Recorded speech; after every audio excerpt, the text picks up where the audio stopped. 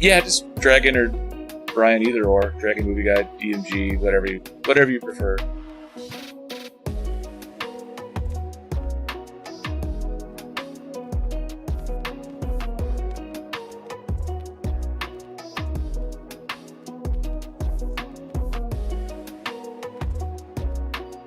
Minute 20.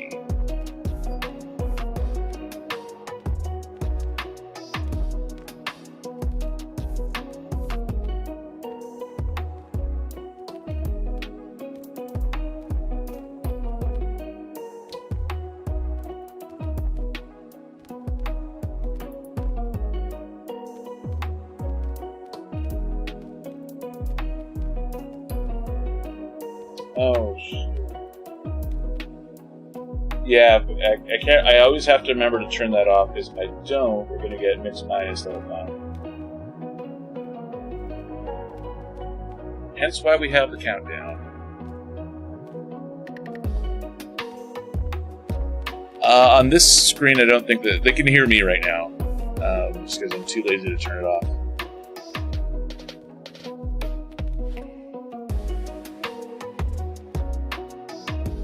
Yeah, just turned it down. Just turned my mic off for a second.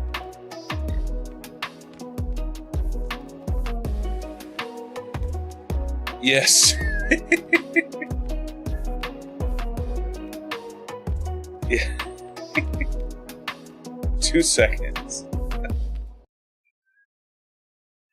Hey everybody, Dragon Movie Guy here. Welcome to another episode of the Dragon Movie Guy podcast. This is my July 2024 episode of the good, the bad, and the meh for the Dragon Movie Guy podcast as we look at the summer movie season, the summer movie releases of 2024, and more specifically, July movie releases for 2024. With me today, though, because it would be boring if it was just me. I mean, who really cares if it's me? Even if it is the Dragon Movie Guy podcast. Joining me today is a brand new friend of the channel. He is a YouTuber. He is a Instagrammer, and he's even on Rumble. He live streams on Rumble. He has 42,000 subscribers on YouTube, by far the biggest subscriber total of any guest on my little podcast as of yet. He does Blu-ray, DVD hunting videos. He does first time watching reaction videos, and he does movie reviews fresh out of the theater.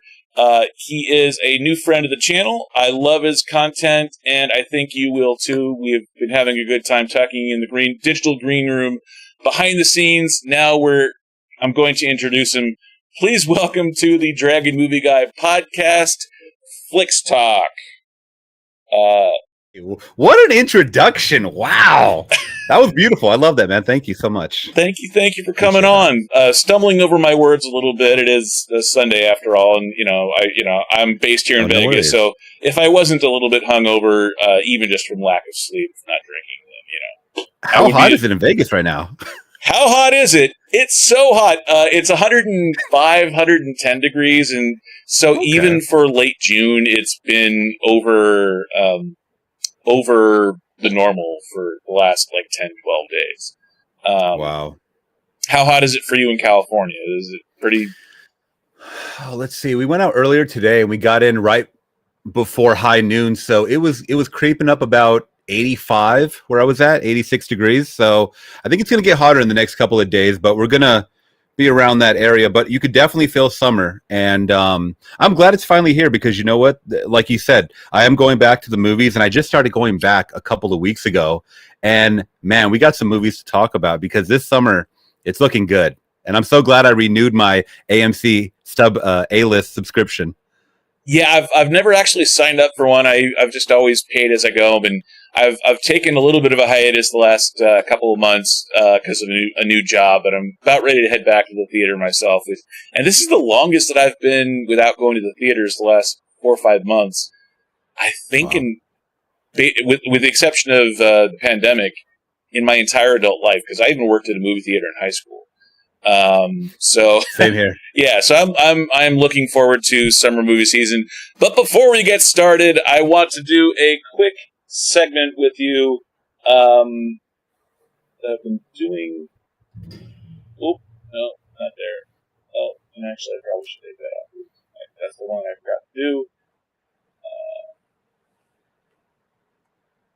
Sorry, I have most of this automated, but clearly not 100% yet. Oh, no worries. Work in progress, people. My apologies. Oh, there we go. Yeah, the screen looks cool. I'm looking at it right now on my phone. It looks really cool.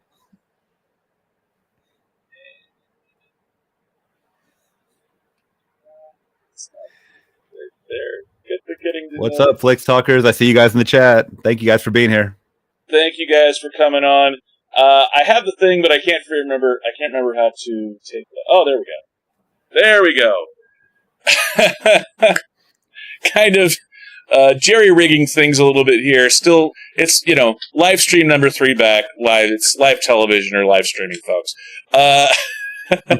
So you have to do that. You have to do that. We're doing it live. What's his name? We're doing it live. Bill O'Reilly. Yes, that's right. Yes.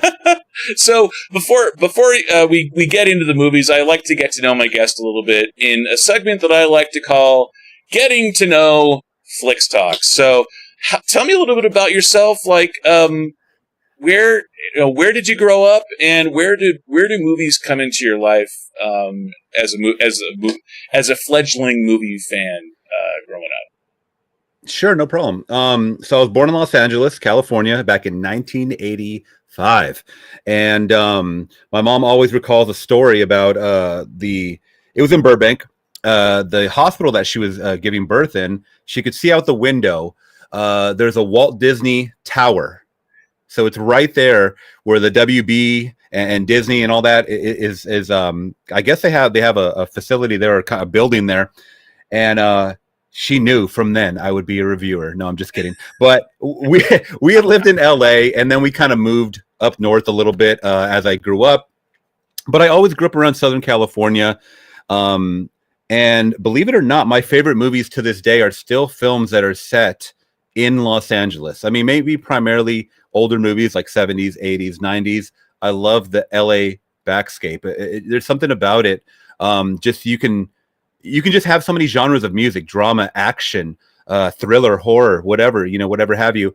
And but I didn't really start discovering movies until maybe about 8 or 9, when my dad started renting a lot of movies for us, when Blockbuster and stuff were going on. And yeah, we'd rent the kids' movies, but then we also would rent, like, he would rent his scary movies or an action movie or a more adult themed movie. And I'd be in the corner, kind of peeking around the corner while he's watching Stephen King's Silver Bullet or The Dead Zone. And it was a lot of Stephen King movies. So that was kind of my first taste of horror. And as I got older, I just started watching a lot of movies, but primarily horror. This was actually going to be a horror channel only, Flix Talk. And then I started talking more and more movies with people, and it just grew into what it is today. And I was kind of known at work or just through high school and work afterwards of like the movie guy. Like I would just try to consume as much, and I would be quoting, the guy that walks around quoting things, movies and all that. And someone asked me, they go, "Hey, do you ever like write reviews online or do anything?" So I had a blog at one point, and I even did Letterboxd for a little bit. And then I got in front of the I mustered up the courage, because it took me a long time to get in front of the camera and hit record. And I just started doing some reviews.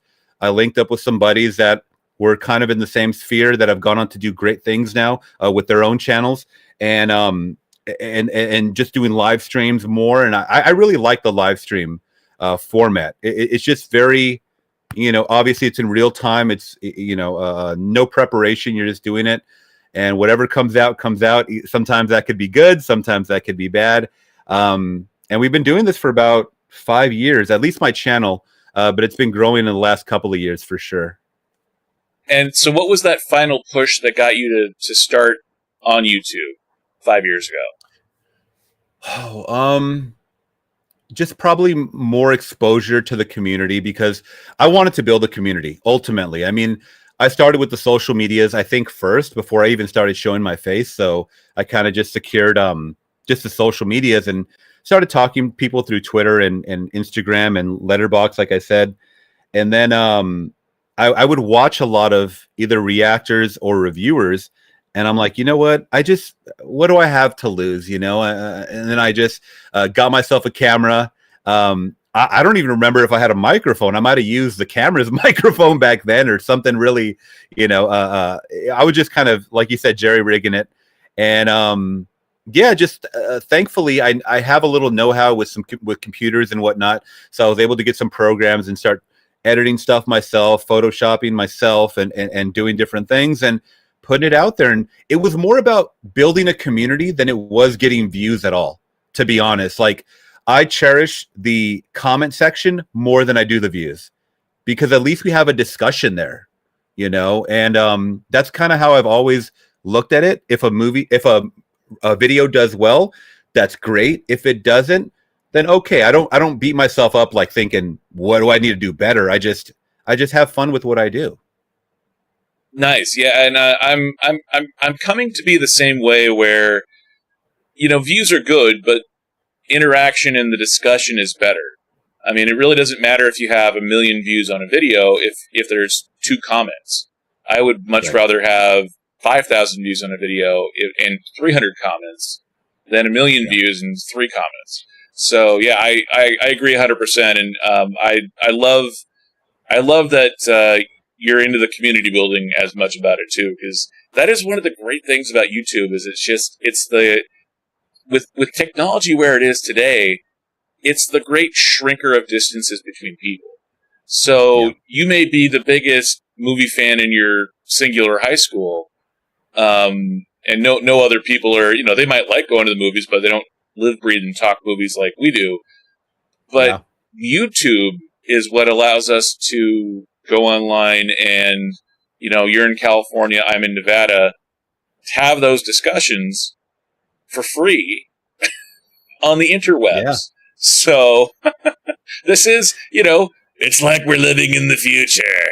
And it's been great because not only just in America, but I've been able to link with or communicate with people outside in different countries and all across the world, Australia and Canada and just different areas that I never thought I would talk to people. But because of the reach of movies, this is what we all share in common, right? And movies in different languages as well. As soon as I do an Indian movie reaction, I get like 1,000 people telling me to check out this Indian movie, and it's great because they're excited like we're excited about movies. And I think when we, most of us here are from America, at least my audience and stuff, and we think of things as like a smaller scope, or at least it's big to us, but we don't think about the rest of the world. And people are very similar, when they share the same common interest. And I still think that there can be these social norms about, the movie nerd or whatever. And I know they've said over the last couple of years or so, being a nerd is cool and stuff. But I still see people poking fun at movie nerds or comic nerds online and stuff. And it's something that I hope people get more comfortable talking about and not caring about what other people think about them, either their parents or how they sound or whatever, because this is what life is worth living for. Passions in life is making memories in life. At least that's what I think the meaning of life is for me, not to get too deep, but it's always been about the enjoyment, right, that you get out of life or creating those happy memories, So. Absolutely. And, and honestly too, I think it's mostly about whatever it is that we geek out about, because everyone geeks out about different things. There are people that are that are gearheads that are really into cars and auto racing. There are people that are into computer programming. There are people that are into politics. There are people that are into, Westerns and different kind. There are people, everybody has different kinds of things that they're into. And I think it's mostly just, how confident are you in your fandom of it? And, and being able to talk about it with other people. I mean, I think it's the big thing is if you can only talk with other people in that category about what you love, then that kind of brings out the nerdy part of it more than anything. If you can talk about the general population with whatever it is that you love, I think that's a little bit more of the self-confidence factor and the being a better communicator, I think is, at least in my opinion, what do I know? So, Well said. I think when people get passionate about things, they can get, at least for me, I'm only speaking for me. I don't know how much you follow music or hip hop, but when the whole Kendrick Lamar Drake beef went off, do you know those artists? Yeah. I know of them, and I know of the beef. Okay. I don't know what the beef was about. Okay, well, in that it's still ongoing, but it's been around for about a month or so. It's been going on longer than that, but it just kind of came to a head. And like I had said off screen, I work with 19, 20-year-olds and stuff like that, and I can get very passionate in my opinion sometimes, and I'll get loud, and they'll say, whoa, relax. And I'm like, I'm not getting angry. I get passionate when I'm trying to prove a point. So it is funny how we, like you said, we geek out about certain things, whether for me, music and movies. And I didn't mention even before this, before my love for movies, I grew up with a huge musical background, just of like my parents being into different types of music. And later in life, I wanted to be a DJ and be into production of music. And I actually did that for about 10 years. That was my main source of income for that was my main job. And when the pandemic hit, I did stop that, and I dedicated all my free time to YouTube. So music and movies are like go hand in hand for me. So where does that cross over most for you? The love of music and the love of movies. How does that manifest in your perfect world? How does that manifest? Well, I guess I enjoyed both of them in the sense that, I mean, you can't have movies without a good score, right? Or a good soundtrack along the way.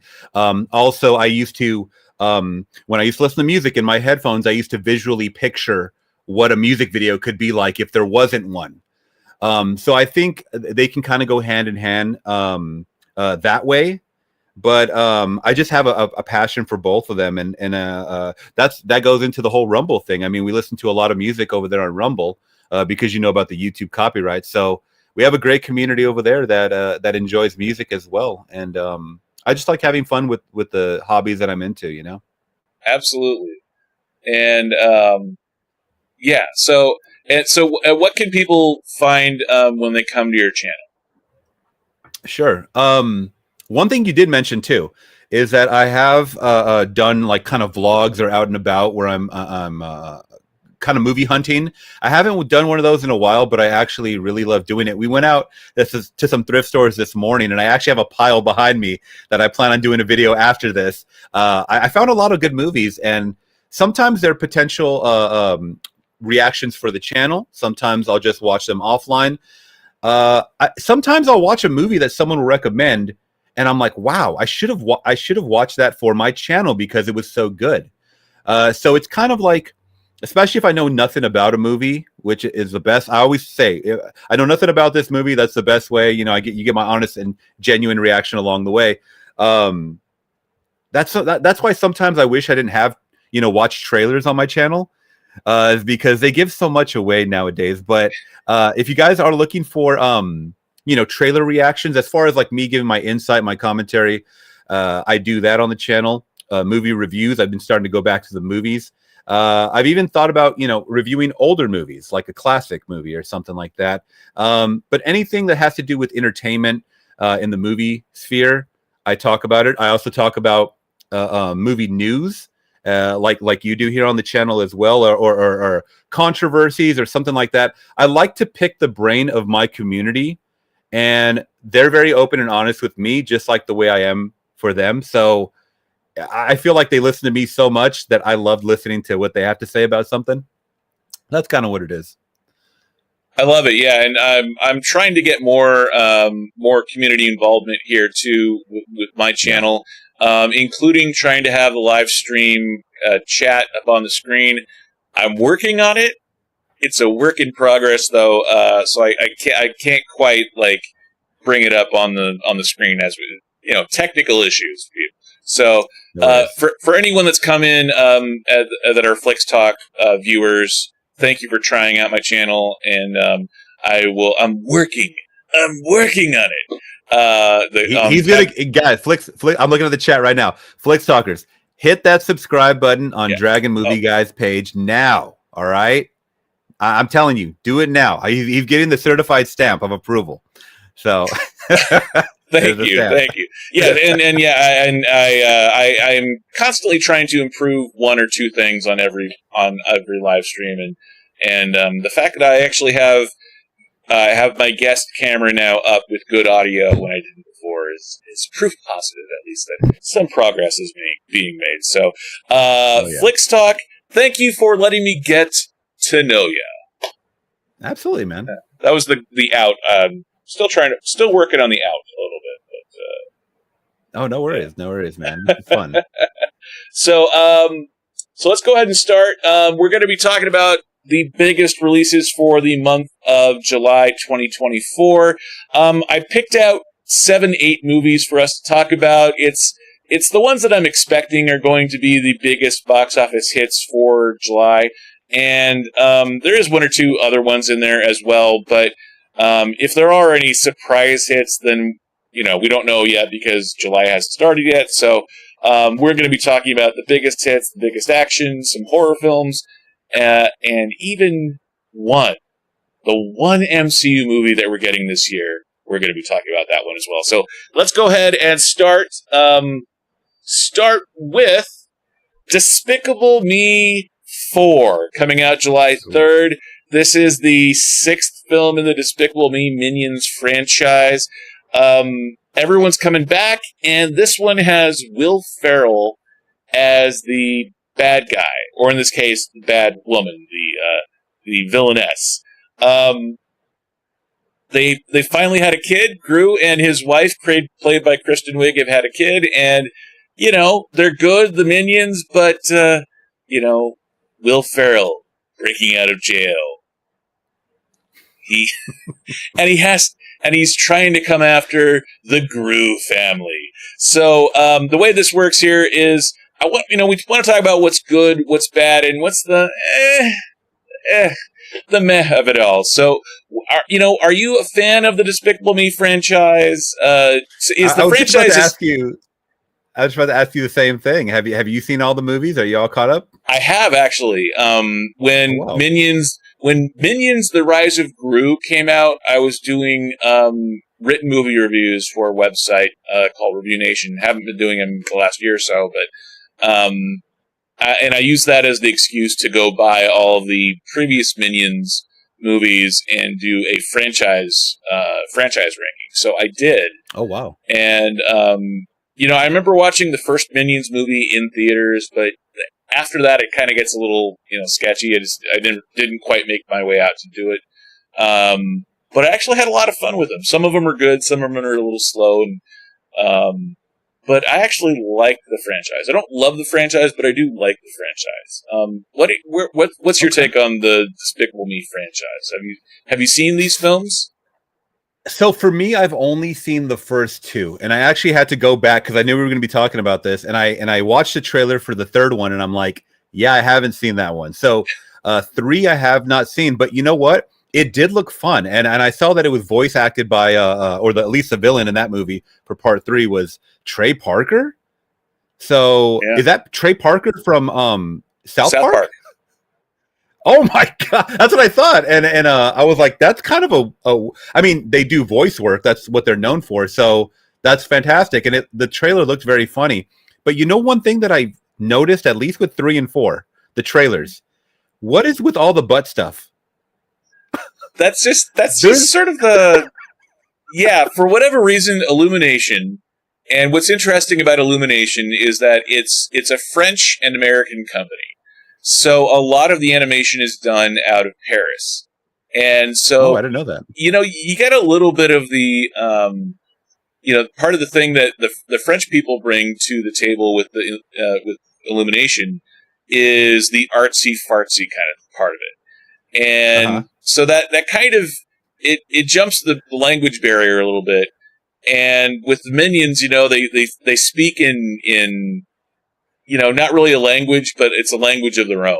So I think between the language barrier of the animators and the writers and the voice cast, I think we get kind of more of a visual sense of the visual comedy element, in terms of sight gags and everything. And along with I saw a lot of I just saw a lot of spanking. I saw a lot of there was a scene where a syringe goes into Gru's butt, and I was like, it just seems to be a focal point of at least the trailers. I don't know, and I find that humor funny. I just noticed a lot of parents were like, "What is with the butts?" Yeah, it is. These are family films, and farts are funny. Whether you're 2 or you're 20 or 200, farts are funny. So I think when you're talking about things that are jokes that you can do that are universal, that are family friendly ish, I think that for whatever reason the butt jokes, the fart jokes, for whatever reason, Despicable Me has gone in full tilt. Okay. Yeah, I don't want to go off too much on a side thing on that one. I know you're asking about the movie itself, but I do plan to watch 3 now because I did really enjoy the first 2 films. I didn't watch any of the side films like Minions themselves or anything like that. I live pretty close to Universal Studios, and Minions is a ride. It's very fun there. That's a huge part of the park. But I do love this franchise. In a sense of it's very fun. The characters are very lovable. I love the trio of girls that they have there. It's so funny that they have not aged like The Simpsons. They just stay the same age, right? At least that's what I'm gathering. They have changed out the actresses playing them. Like, because when they did Despicable Me 1, all of the voice actors they hired for the girls were age appropriate. Right. But obviously, every 2-3 years, kids grow up. So I think the original actresses did the first 2 films. And then since then, like, Miranda Cosgrove does one of the voices from Nickelodeon. Right. So obviously she's now well past being a kid, but she can still do the voice of the character pretty well. So I like Kristen Wiig a lot as well. I think the animation is fantastic. The situations are very, very fun. It's very quick cut from what I remember, at least the first 2. So you have a lot of spurts of things happening. I understand it's kind of like a 007 thing almost, where you have different foes to fight every movie and with the involvement of the minions and the family dynamic, and there's an underlying message there. And I think these are fun movies for the most part. It's just, how long do you see these movies kind of going on? Because I don't really know if the Minions fandom has died down or if they should go back to just focusing on the Minions themselves. What do you think? I think Despicable Me and Minions is Illumination's first movie that they did, and it's their biggest property. So if you look at, like, Wikipedia, for example, they have several more Despicable Me and Minions movies planned out over the next several years, and obviously that's always dependent upon how well this particular film will be doing, but it's made a lot of money. So anytime a film and a franchise makes lots of money, it's a little bit cynical to say, but if people love it, why not keep making it? Some are going to be good, some are going to be some are going to be bad. We're getting a Megan sequel, so come on, that's I really didn't see that. I thought it would be a one-off, but okay. Yeah, Megan actually was a lot better than I thought it would. That I gave, the high concept for it was actually, it was kind of fun. Yeah, it was the thing that I thought was funny though is I'm from Seattle originally, so the fact that the film is set in Seattle, but they shot it in New Zealand, and if you look in the exteriors, there's like palm trees. I'm like, there's no palm trees anywhere close to Seattle. I didn't even notice. I didn't even know that. That's funny. So they were using some exteriors, some standard stock exteriors, and I'm like, oh, how lazy is this? But I did find it funny though that they were able to recreate a Seattle Police Department car for when they were shooting in down in New Zealand. So. At least they paid that attention to detail, overall though, I do like this franchise. I don't love it though, and it can get a little. It's I consider the fart jokes part of the good, but it can also be part of the bad. If it gets too fart focused. which is kind of Yeah, it can get. say, I like that fart focused. Yeah, it can get lazy and repetitive and stuff like that. But I understand. It seems like Steve Carell is very dedicated to this character, and that's great because sometimes it can just become too much for someone. But like you said, they're probably giving him a huge check for this, and these movies are doing well. I don't know what the last couple of movies have done financially. I'm sure they've done fantastic, but yeah, and I mean, in a world of movies not doing that well, especially this year, at least underperforming a little bit what they thought they would make.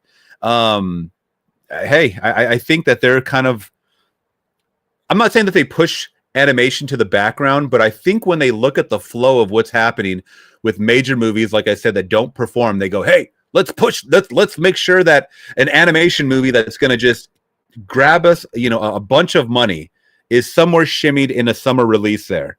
Not saying that it's, on the shelf or whatever, but I mean, and these movies are very difficult to make sometimes, so sometimes it is the pre-planning that can have these movies just ready on deck, if something does go wrong that year. I don't know. Absolutely, yeah. I liked Minions: The Rise of Gru. I didn't really like Minions the spinoff because it was a little bit too much sight gaggy, I think. So Minions, just Minions by itself. Minions 2015, the first spinoff, to me is kind of it's a soft like for me, a soft good of Minions: The Rise for Gru, because I love the whole throwback 60s, 70s kind of James Bond, trying to be a Bond villain sort of thing that young Groot was trying to get into, Gru with hair. This one, yeah. It's interesting too, because with this one, Chris Renaud is back as director. He's basically, his whole career has been with Illumination, or most of his career has been with Illumination, and he was the director of Despicable Me 1 and Despicable Me 2. So Chris Renaud is back as director in Despicable Me 4. To me, that is definitely a good thing. You've seen the first two films. Yeah. Do you like the directing that was going on in Despicable Me 1 and 2? I actually do. And now that you say that, I might want to check it out. I mean, do I have to see 3 to? I mean, I understand that they are now married, these two characters, and they have a family, because I saw that I did see that in the trailer. So I kind of know that does happen, and but I did like like I said, the pacing of everything, the sequences that we got. It was very fun. So I don't know how that's going to differ too much from the third one if I do check it out, but yeah, I like the directing from the first two. And the quality of the animation seems to have gone up quite a bit, because I think we get as movie fans, I think we get a little spoiled with Pixar. And if you look at Despicable Me 1, it came out in 2007, 2008. The animation hasn't aged particularly well, but the difference, that's a little bit unfair to compare 2008 Illumination to 2008 Pixar, because Pixar by that point had been around for over a decade. And so the fact that where Illumination is now is about where Pixar was when Despicable Me 1 came out, says volumes about the quality of the animation. And I think even just watching the trailer for this one, it's pretty amazing how much like Pixar kept the original aesthetic of Toy Story in Toy Story sequels without losing the original feel of it, but advancing the technology. I think they've done a really good job of keeping the original feel and look to the Minions and to Gru and everybody in this cast. But they've upgraded it, but it doesn't look different to the eye, which I think is good. That is one of my good parts of it too. And Toy Story, real quick, Toy Story is like one of my favorite franchises as far as like animation goes. I love those movies. What's the bad with Despicable Me, or of these trailers as you look at it? Is there anything bad that makes you go, I don't think so? Yeah, to me, honestly, Despicable Me at this point is just meh. Like, I mean, if it's on the background or if I see it on streamer and I'm kind of just curious, I might check it out. I don't think I'd be running out to theaters to see it, but for me, the bad would just be the repetition of, yeah, you're adding a little bit. You know, you have more of the family dynamic. Now you actually have a son because he adopted the other three. But even though, I mean, they are family, you know, not by blood, but that's okay. Because you're also doing something out of the norm too. I mean, how often in animation movies do they show adoption or embrace that concept a little bit, you know? So you are talking to maybe a minority of group of parents that do have children of adoption. So that's kind of a special thing that they're doing there. And I just wish that they would change it up a little bit, other than different missions at hand. Now you're going to get the whole family involved. It's going to turn into The Incredibles. I mean, at this point, it's just kind of what it is, and it's like we've seen that already. You know, it's like how much more different can you get? Yeah, it does. It does kind of feel like they're going that route with it, and I guess when you have the supervillain thing, and it kind of lends itself to The Incredibles. I do wish that they would have. They would have stuck with Gru as a villain for longer than one film, because I like the redemption arc that they've done with him. But Gru as a villain is fun.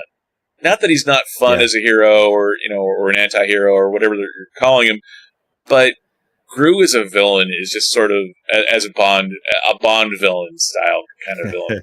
It's just hilarious the way that first film sets out in the competition between he and the other villains. Yeah, he was pretty diabolical. He was. Yeah, he's so good at it. Like you said, they could have expanded on that at least for a couple of films. But I understand what they're thinking as well. They don't know how these films are going to do initially, so they probably just think, you know what, let's wrap up his story. Let's give him a redemption arc right away, because the next we don't know how. I don't think that Illumination thought that these minions would take off the way they did. You know? Well, especially because in that first film, they don't really have names or personalities. They're just sort of a horde of minions.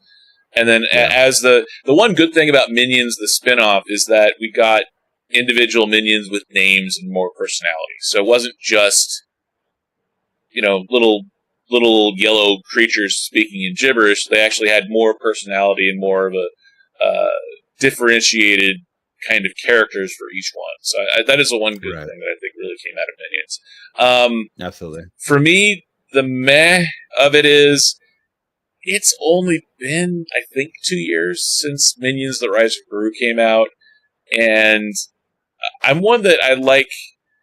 I think the trailer for this looks good,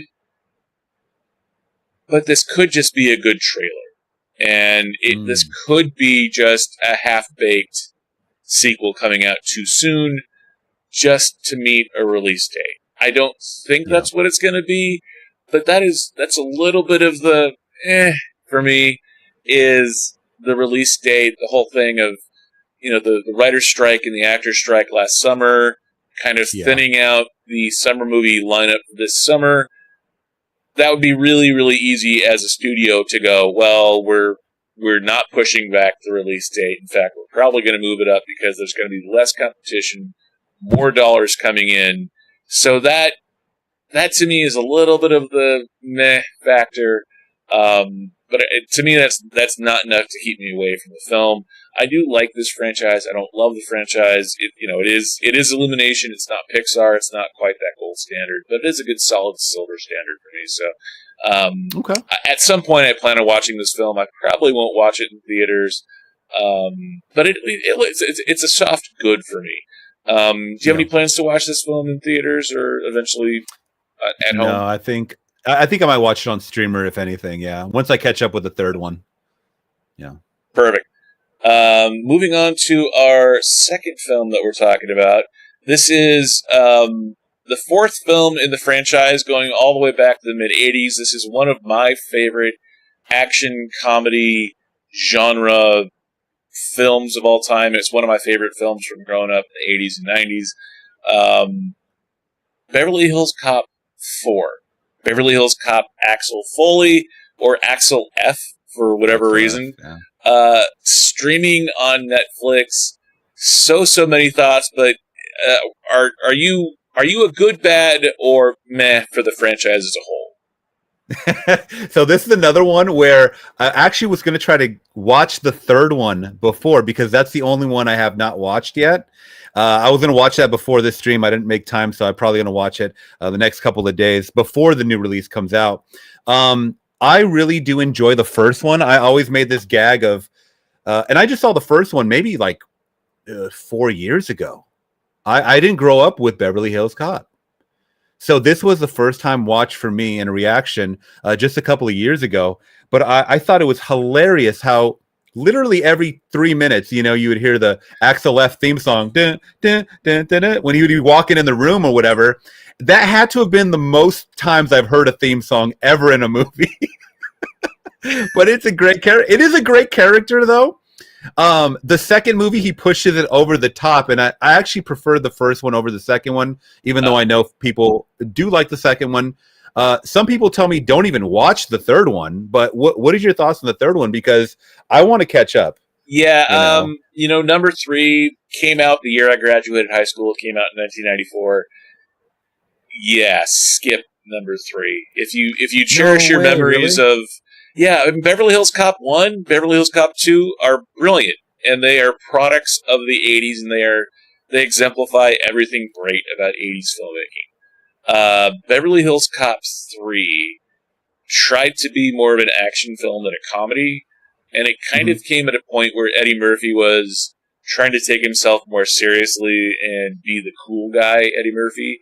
And Eddie Murphy's cool, I love him, but Eddie Murphy at his best is Coming to America. It's Beverly Hills Cop. It's 48 Hours.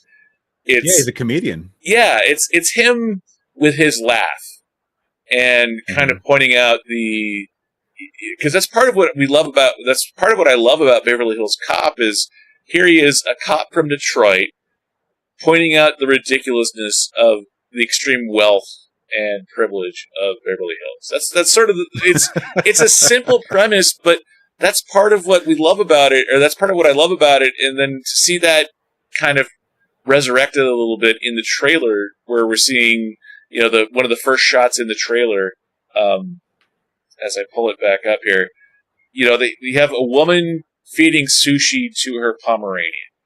I mean, what more ridiculous, Beverly Hills 1%er thing is there out there than stuff like that? So, I just, assuming that this film is coming from the right place, I'm excited for it, but I'm cautiously optimistic for it. I wonder if,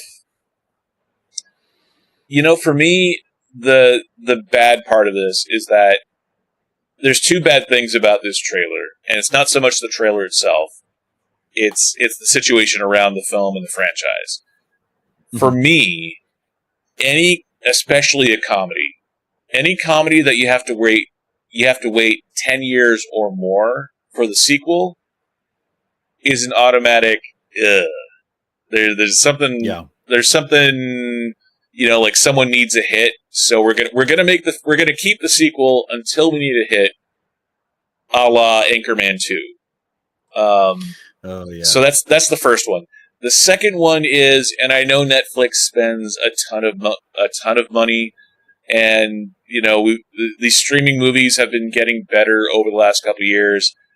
But when you have a franchise with this many big name people, when you have Kevin Bacon, when you have Joseph Gordon-Levitt joining the cast, when you have and you're bringing back the originals, and it's not getting a theatrical release. And I realize, okay, Netflix is funding it, so therefore it's going to Netflix. I get that. But the over the 10 years for a comedy sequel trailer part of it, and the straight to streaming part of it, it doesn't have me optimistic for this film, which is why I have a factor of it, and I hope that I'm wrong. But yeah, that's kind of what is making me pause a little bit. I don't know. What do you think? Am I wrong here? Comedy sequels over 10 years? Yeah, no, with that, I totally agree, because I've said it when it came to, and I love him to death, Kevin Smith with the Jay and Silent Bob. When they were doing the reboots, or at least The sequel, which he called a reboot for Jay and Silent Bob, I knew it was not going to have the same spark. Wait, guys, we're bringing everybody back. That doesn't necessarily mean that it's going to be something great, right? You have lightning in a bottle sometimes with these characters. You had all the characters when they're in their prime. You had all the cameos in there. You had Will Ferrell in that original movie, and all these guys when they're at their prime, right? Girls and gals. Now, when you bring everybody back and you try to just keep with that same formula, sometimes 20 years later doesn't work. He tried to do Clerks 3, didn't work. All these things that you wait so long to do, like you said, it doesn't have that same. People are in it for different reasons. They're just coming back for the paycheck, so I'm gonna pop in, and it's the love for the art of making the movie of these characters that a lot of people love. It's not there anymore. So that's going to resonate on screen. At least for me, I can see that. And I can definitely see that with this, even though I haven't seen the third film, I can see that with what Eddie has been putting out in the last couple of years. As far as I know, he did You People on Netflix, which I really wasn't the biggest fan of. I know a lot of people liked it. I thought his character was funny and very serious, and I could see someone like that in real life. But I don't know. I don't think that. I don't know. It's very hard to kind of pull off a movie like that in 2024, and I know it's kind of ridiculous to say because I really love the Bad Boys franchise, and that had such a huge time gap between the second and this third one that we got in 2020.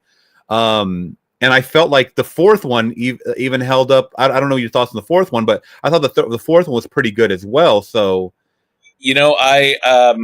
I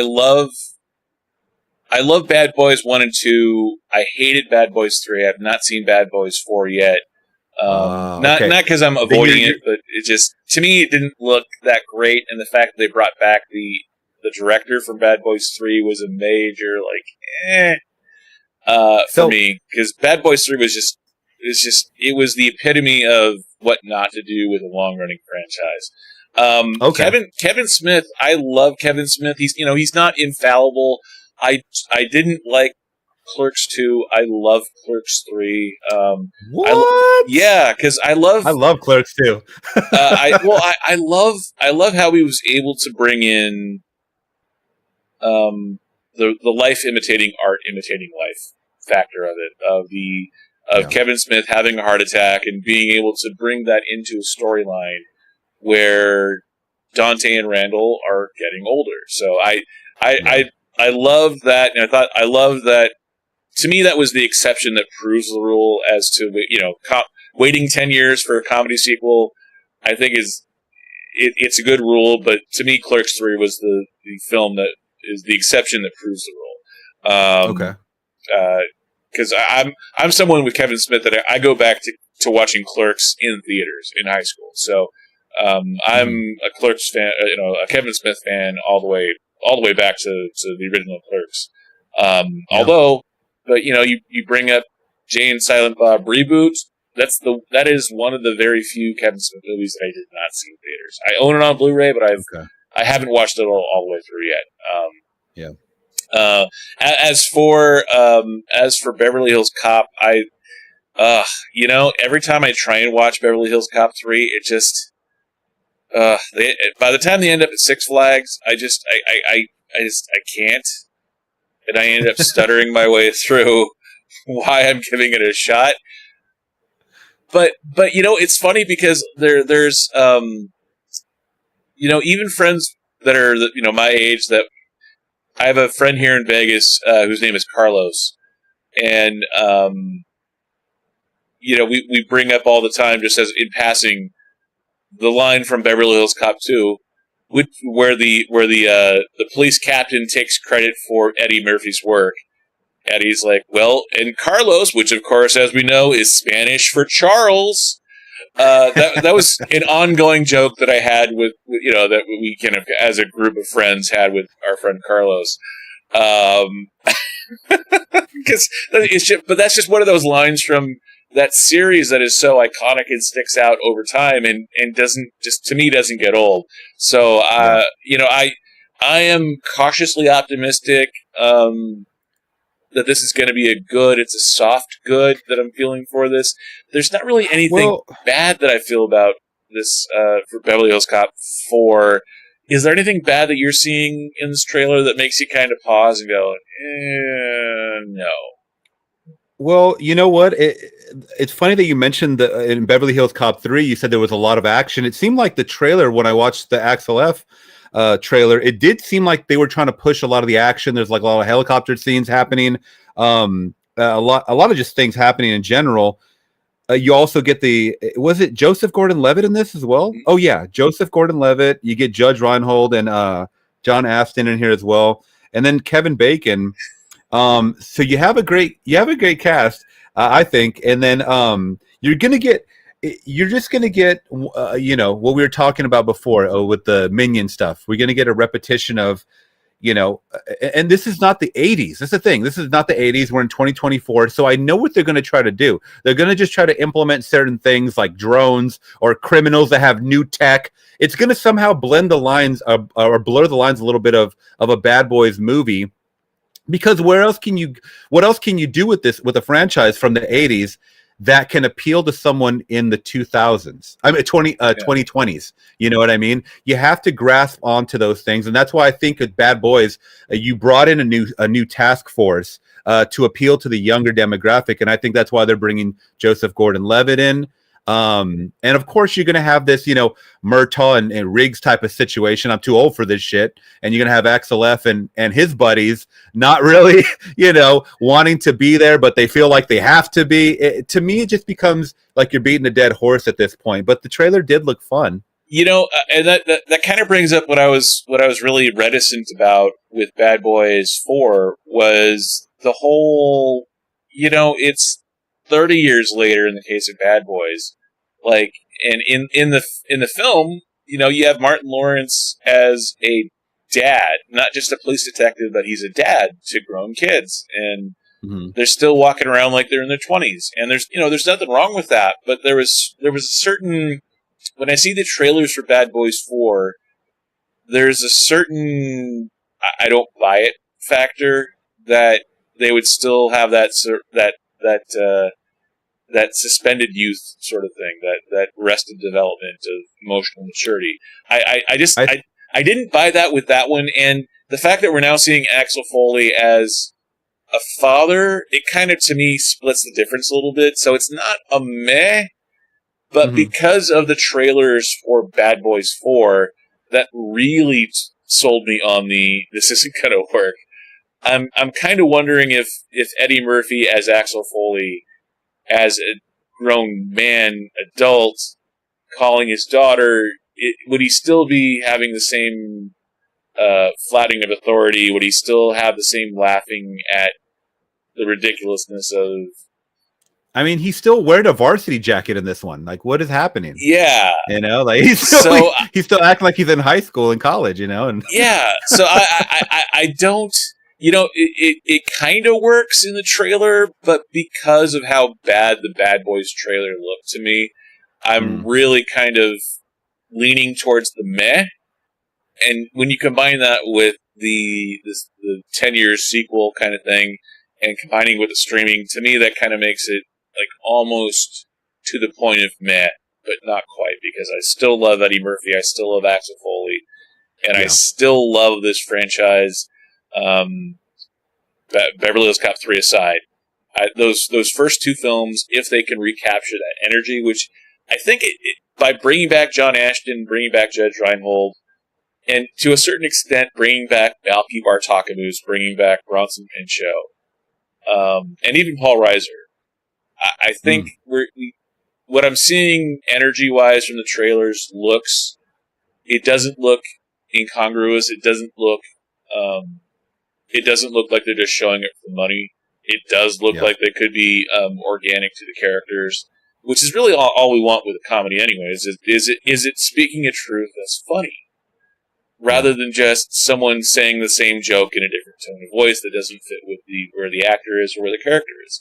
So to me, this is a soft good for watching it, but it does come with a heavy hand of it's a potential meh I don't know. How about you? Are you planning to watch this film? You know what, I am, and I think I still, even though what you said and a lot of people said about Beverly Hills Cop 3, I think I'm going to check it out. I mean, it's kind of, it sounds like it's going to be The Exorcist 2, the heretic situation is what we're getting here with Beverly Hills Cop 3, is what you guys are making it seem like. But I have to watch it because I really want to watch the good, the bad, the ugly, so to speak, and I do like his character, and I think for this fourth one, and I'm going to say this, I think you should give Bad Boys 4 a chance because the way you were talking about Clerks 3, about these characters getting old and maturing and just dealing with life situations, they do touch on that in the fourth movie the most. And I understand these directors for part 3 and 4, they do almost seem like Michael Bay clones in the fact of that they are trying to up the ante with these wild, shots and all that. And I understand they're paying a little homage, but they're like the newer generation, I believe. I don't know if they're brothers or just friends, but I think they're friends. Yeah.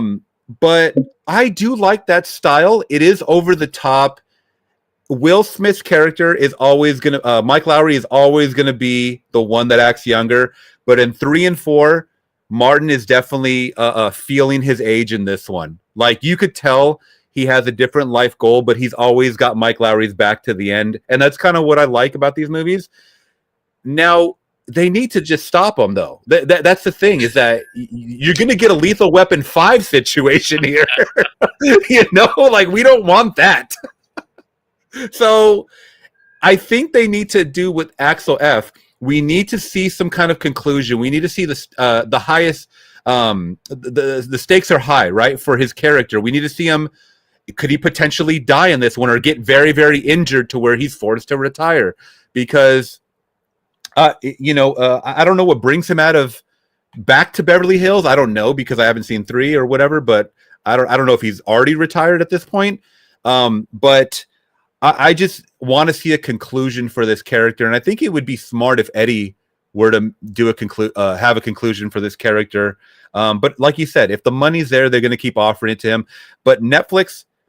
I'm still meh with Netflix movies either being pretty good or just flat out bad. I mean, they've never really... I'm trying to think of a Netflix movie that over exceeded my expectations, and I can't really think of one offhand, but they're either solid or just not really good. The Adam Project, or the Adam, whatever it was, the one with... That's the one with Ryan Reynolds? Yeah, that was actually pretty good. It wasn't great, but it was good. It had a good heart to it. I thought it was good, yeah. That's the same guy that did Free Guy, right? I forget the director's name. Yeah, Sean Levy. Sean Levy, yeah. So he's done a lot of movies with Ryan Reynolds already, and that was fine. I know it was kind of received right in the middle. Like a lot of people didn't like it, a lot of people understood it. But yeah, I mean, I think if they have the money to shell out for a decent budget, I'm more of the fan of the practical. So if they want to make it feel like 80s with these characters, yeah, you're going to get helicopters flying through LA? Cool. Show me some real explosions, man. Like, I'd rather see that than a CGI explosion, I'll tell you that. Yeah, and honestly, too, that was the final good thing for me with this trailer, was that it was watching the couple of trailers for Bad Boys Back in the Future. I'm thinking back in the back times. Beverly Hills Cop 4... Watching that trailer, I love the fact that we're getting practical, actual helicopters flying through the streets of LA. I mean, I don't think it's... I wonder how they got the insurance to do that, but... I was just going to say, because the mayor of LA, for years, has been trying to get Hollywood or big studios to film in LA. No one will do it because it's so expensive. Only the Fast and the Furious people will do it. Yeah. That's it. Yeah, absolutely. Yeah. So, and I get that, LA's had a lot of challenges the last couple of years, but hopefully the helicopter chase through downtown LA will prove to be a good part for this movie. So to me, I think I am planning eventually on watching this on Netflix. I don't have a Netflix subscription at the moment, so this will be one of those that when I do sign up for Netflix again, I will definitely watch it then. It's getting pricey. It's getting pricey. Try to do the bundle here and there. But so are you planning to watch Beverly Hills Cop 4? Yes, I will. Yeah, Gotcha. I'll be watching it streaming. Whenever. What is it? 4th of July weekend? Is that when it's coming out? Yeah, July 3rd, that Wednesday, July it's coming 3rd. out. So, Oh, okay. So right. Okay. yeah, so I probably will watch it eventually, just not next month or so. Okay. Moving on to our third film. This is the third film in the X trilogy. This is bringing back Mia Goth. This is bringing back Ty West. This is the final film of the X trilogy. This is MaXXXine, now taking place around MaXXXine Minx in LA in the 1980s. And you know, MaXXXine is now a recovering porn star for whatever reason, trying to go straight in amongst the Night Stalker Richard Ramirez era of Hollywood. Have you seen the trailers for Minx? For MaXXXine, and what do you think of this franchise? We in this household, we love that Ty West franchise so far. So I've seen X, I don't know how many times. I've seen Pearl a few times. I feel that Pearl is a better quality acting performance movie, like because we get all focus on Mia Goth as Pearl. I mean, yeah, we get that in she's playing MaXXXine, but in X, but we get to see a little more emotional range in Pearl. Now, X is a more fun movie. That's when you get your slasher movie, right? And you get a very paying homage to a lot of the Texas Chainsaw and all those creepy secluded house in the woods, a cabin in the wood type of movies. And I really enjoyed that as well. I also like the back lore of they're going out to, film adult movies and whatnot. Spoiler alert, guys, if you guys are listening, she's kind of the only one that makes it out. This is flash forwarding 6 years later, I believe, from 1979 to 1985. And we see her, as we know, that adult actresses have tried to become movie stars before, or get into break into the industry. Tracy Lords. I mean, a lot of different people, and it's not easy. And I think that even from the trailers, we get to see that her struggle is there, but her determination for wanting to be that, she keeps quoting what she's been saying since X is, I want to be an effing star. I want to be an F. They're going to know my name. And I think just this character wanting to push through and make a name for herself has got me to love this character since we were introduced to her, and everything that's happening around her. You have a fantastic cast too, by the way. You got Kevin Bacon once again. You got Giancarlo Esposito in there. I believe is it Halsey? I forget the act. Yeah, singer. Yeah, singer in there as well. So you got some. They amped up the budget for sure. We're going back to LA, so we got talking about a lot of Hollywood movies actually set in Hollywood.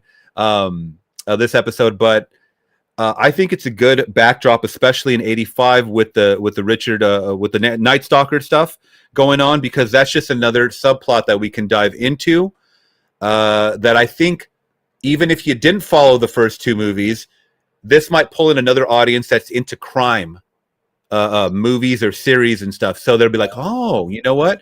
Which I think is very smart to do, because sometimes when you have a sequel or prequel or whatever, you got to watch all those movies before. And, we have next week, we have A Quiet Place Day 1 coming up. And if you didn't watch those movies, you might not want to watch this one. So that's where I think they kind of did a smart move. Ty West did a smart move of writing that into the script for this kind of movie. And I'm very excited to see this one. I will be watching this for sure day one in theaters. Yeah, I am someone who I didn't see. I did not see Pearl. I loved X, saw X in theaters. I didn't avoid Pearl. It just didn't.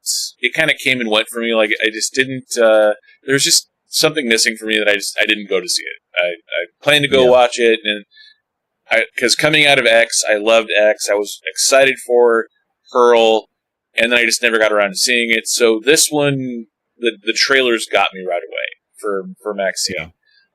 Definitely planning on watching this one. And yeah, you're right. The cast in this one, especially for being a horror film, which in horror films generally do not get big name stars, But as you're saying, filming in LA, you're able to get Bobby Cannavale to come in and do a small role. That's You're able right, to get Bobby Kevin Cannavale. Bacon come in, Michelle Monaghan. When's the last time you saw Michelle Monaghan in a horror film? So, and then, yeah, of course, Giancarlo Esposito, Gustavo Fring, Breaking Bad. You know, that toupee they put on him is pretty wild. Yeah, I pretty much anything he does, whether it's Disney Star Wars or, you know, anything he does, I love him as well. So, yeah, I'm really excited and eager to see this one. And you know, you bring that up as a really good point too, of when adult film actresses and actors try and go mainstream. That's been out there for a long time, and you know, there's a reticence, I think, of mainstream Hollywood, and I don't know whether that's just because it's Middle America or whether it's because it's management and money and whatever the case may be. That is sort of an interesting storyline that they chose to pick on for this film of an actress who has skills, but in order to get money and to pay the bills, she goes into that adult line of work. And from there, she tries to go legit, tries to go mainstream. And that's what we see in that first trailer, is her doing an audition. And the casting director looking down at her nose going, and you've been doing adult films, you know, like that whole thing. I think that's the kind of thing that could be in the wrong director's hands, could be kind of like eye-rolly, like, okay, yeah, we get it. But I think in Ty West's hands, he's done such a great job handling at least the first film in the series. And I've only heard good things about Pearl, the second film, which I haven't seen. So I'm going to assume that he's handling it well and with a good sense of humor in this third one as well. To me, this is good across the board. There's nothing really bad about this trailer, this scenario, the look of the film. I love that they're going 4x3 and shooting on film for some of these shots in the trailer. All of this to me is good. There isn't a meh factor, which is, you know, I try to come up with a good, a bad, and a meh for each film, because I think I don't want to just fanboy out here, but I am a huge fan of. No, that's good. Yeah, and I'm not really a huge horror movie fan myself, so I do really love that first film. I love the energy from it, the throwback 70s feel to it, and just the look and the feel that they're going for with the 80s in this trailer. I'm really looking forward to it. How about you? Is there anything bad or meh for you about the trailer for MaXXXine or the setup?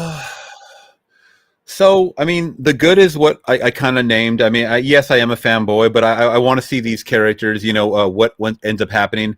I do like that they are announcing that this is kind of the final film in the trilogy, because like you said, we don't want this to be an Axel Foley situation. We don't want this to be a Bad Boys situation where MaXXXine comes back miraculously, because this is the thing. I know you haven't seen Pearl. I will, but it is kind of good that you mentioned to me right now that you're not the biggest horror fan, because Pearl is nothing really of horror. It's more of a deep dive character study of the older woman that we saw in X, so, also played by Mia Goth. So, and we're also talking about World War I times. So you get to see life in a whole different lens, which is where I started to see Ty West progress a little bit. So the only thing I could say about this third film, as far as bad, sometimes when they throw so much money at you, your budget, with all of your actors attached, that can go sideways. Sometimes, you know, less is better. And I think with the first two films that he had, less was better. I just don't want to see him, you know, not be able to juggle everything that's thrown at him with this cast. And then, of course, the subject nature around it. I'm not saying that that's going to happen, but I could see it happening from because I've only seen besides the two in the trilogy that we got. What was the film that he came out with? It was like called Hell. Oh God, it was like something in the house, Devil in the House or something like that. Yeah, I looked it up before. It wasn't like It wasn't like one of the, it wasn't like a hugely indie. successful. Yeah, I mean, it was. Yeah, it was an indie film, but I think that's where most people checked him out, and then the X was announced. But that's the only bad that I could possibly see happening from this is that he has too much on his plate with all of this going on, and I think it's going to be a pretty good film. And I wish I knew the budget off head because I remember the first two films being very low budget. Yeah, I think that they, if I remember right, I thought that they filmed and shot all three films at pretty much the same time. I could be wrong with that, but I don't think this is one where they did the first, because they did the first two at the first two films at the same time, and I think they also did this one at the same time too. So I don't think that there would be a thing where they're like, well, we're going to spend a lot of money on the third one. I think this is probably one where if they did spend more money on it, it's just because they knew they're filming in LA, so they had to allocate more money. I think. I don't know, but that would be my guess. So it says X had a budget of $2 million and it made 25. I don't know if that was domestically but it was very financially received.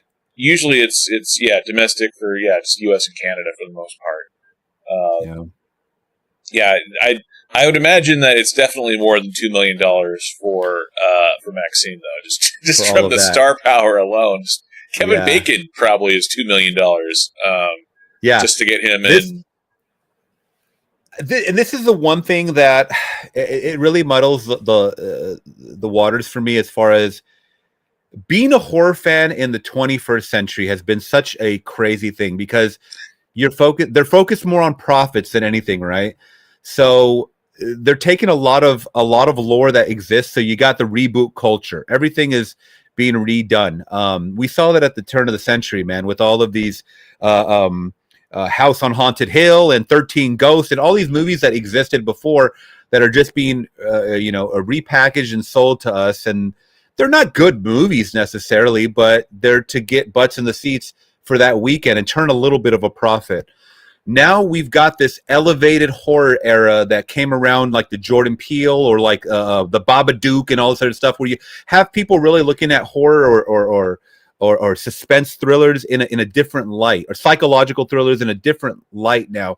Now we can make a smarter horror movie, and it doesn't have to necessarily contain a bunch of gore, or blood, or nudity like it did back in the 70s and 80s and 90s even. We can start making movies that people are talking about and wanting to give Academy Awards to, because that wasn't even that's not even heard of. No,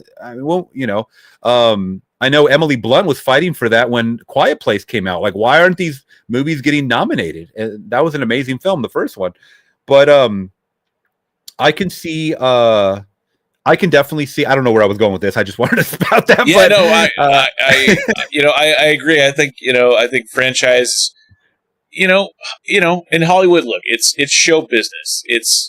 Franchises are proven when they make money, and they make money over time.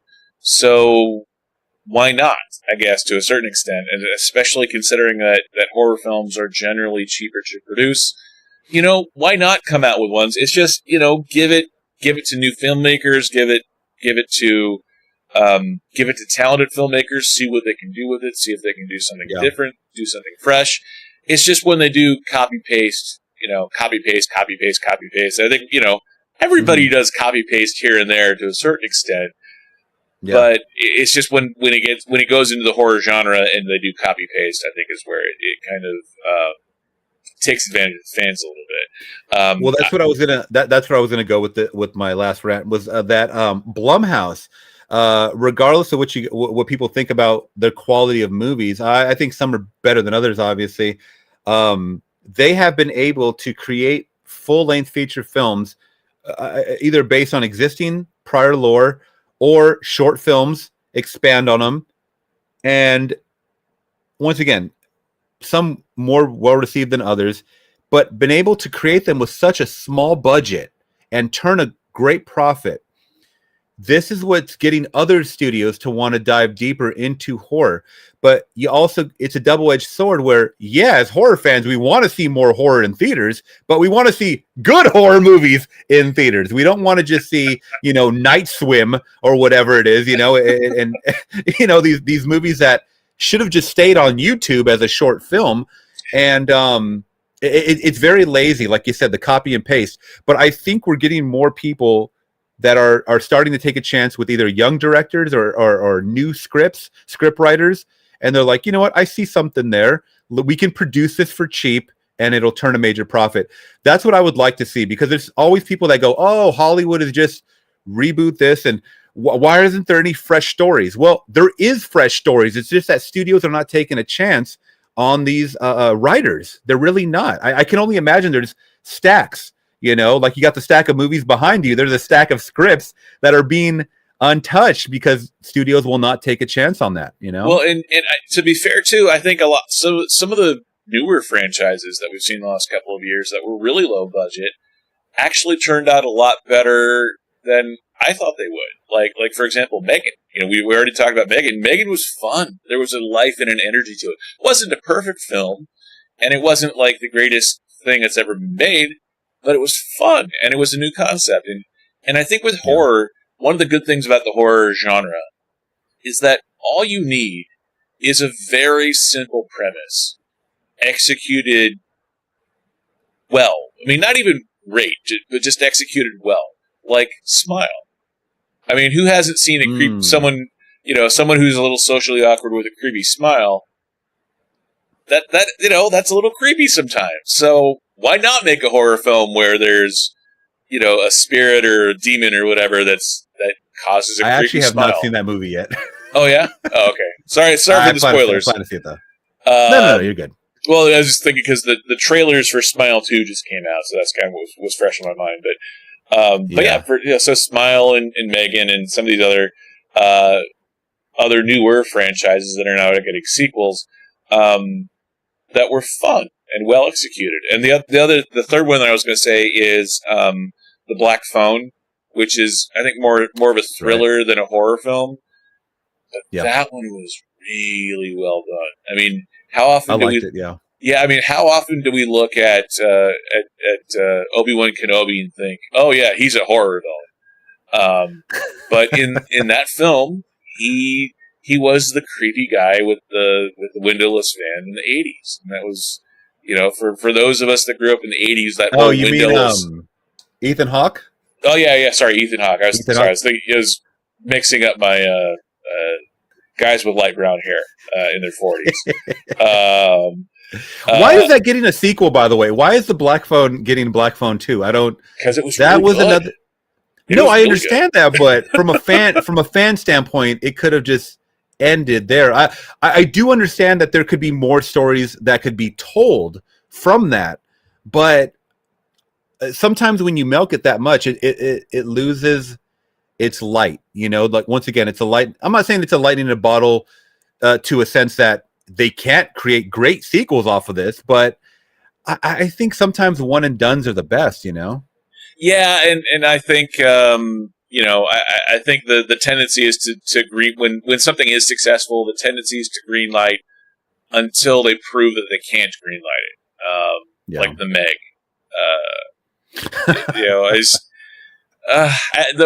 The one saving grace with the Meg is that it kind of goes into it winking and nodding at the audience, knowing that sort of like Snakes on a Plane, where they go in saying, okay, this is going to be a B movie, this is going to be a bad movie, but we're purposely making it a bad movie.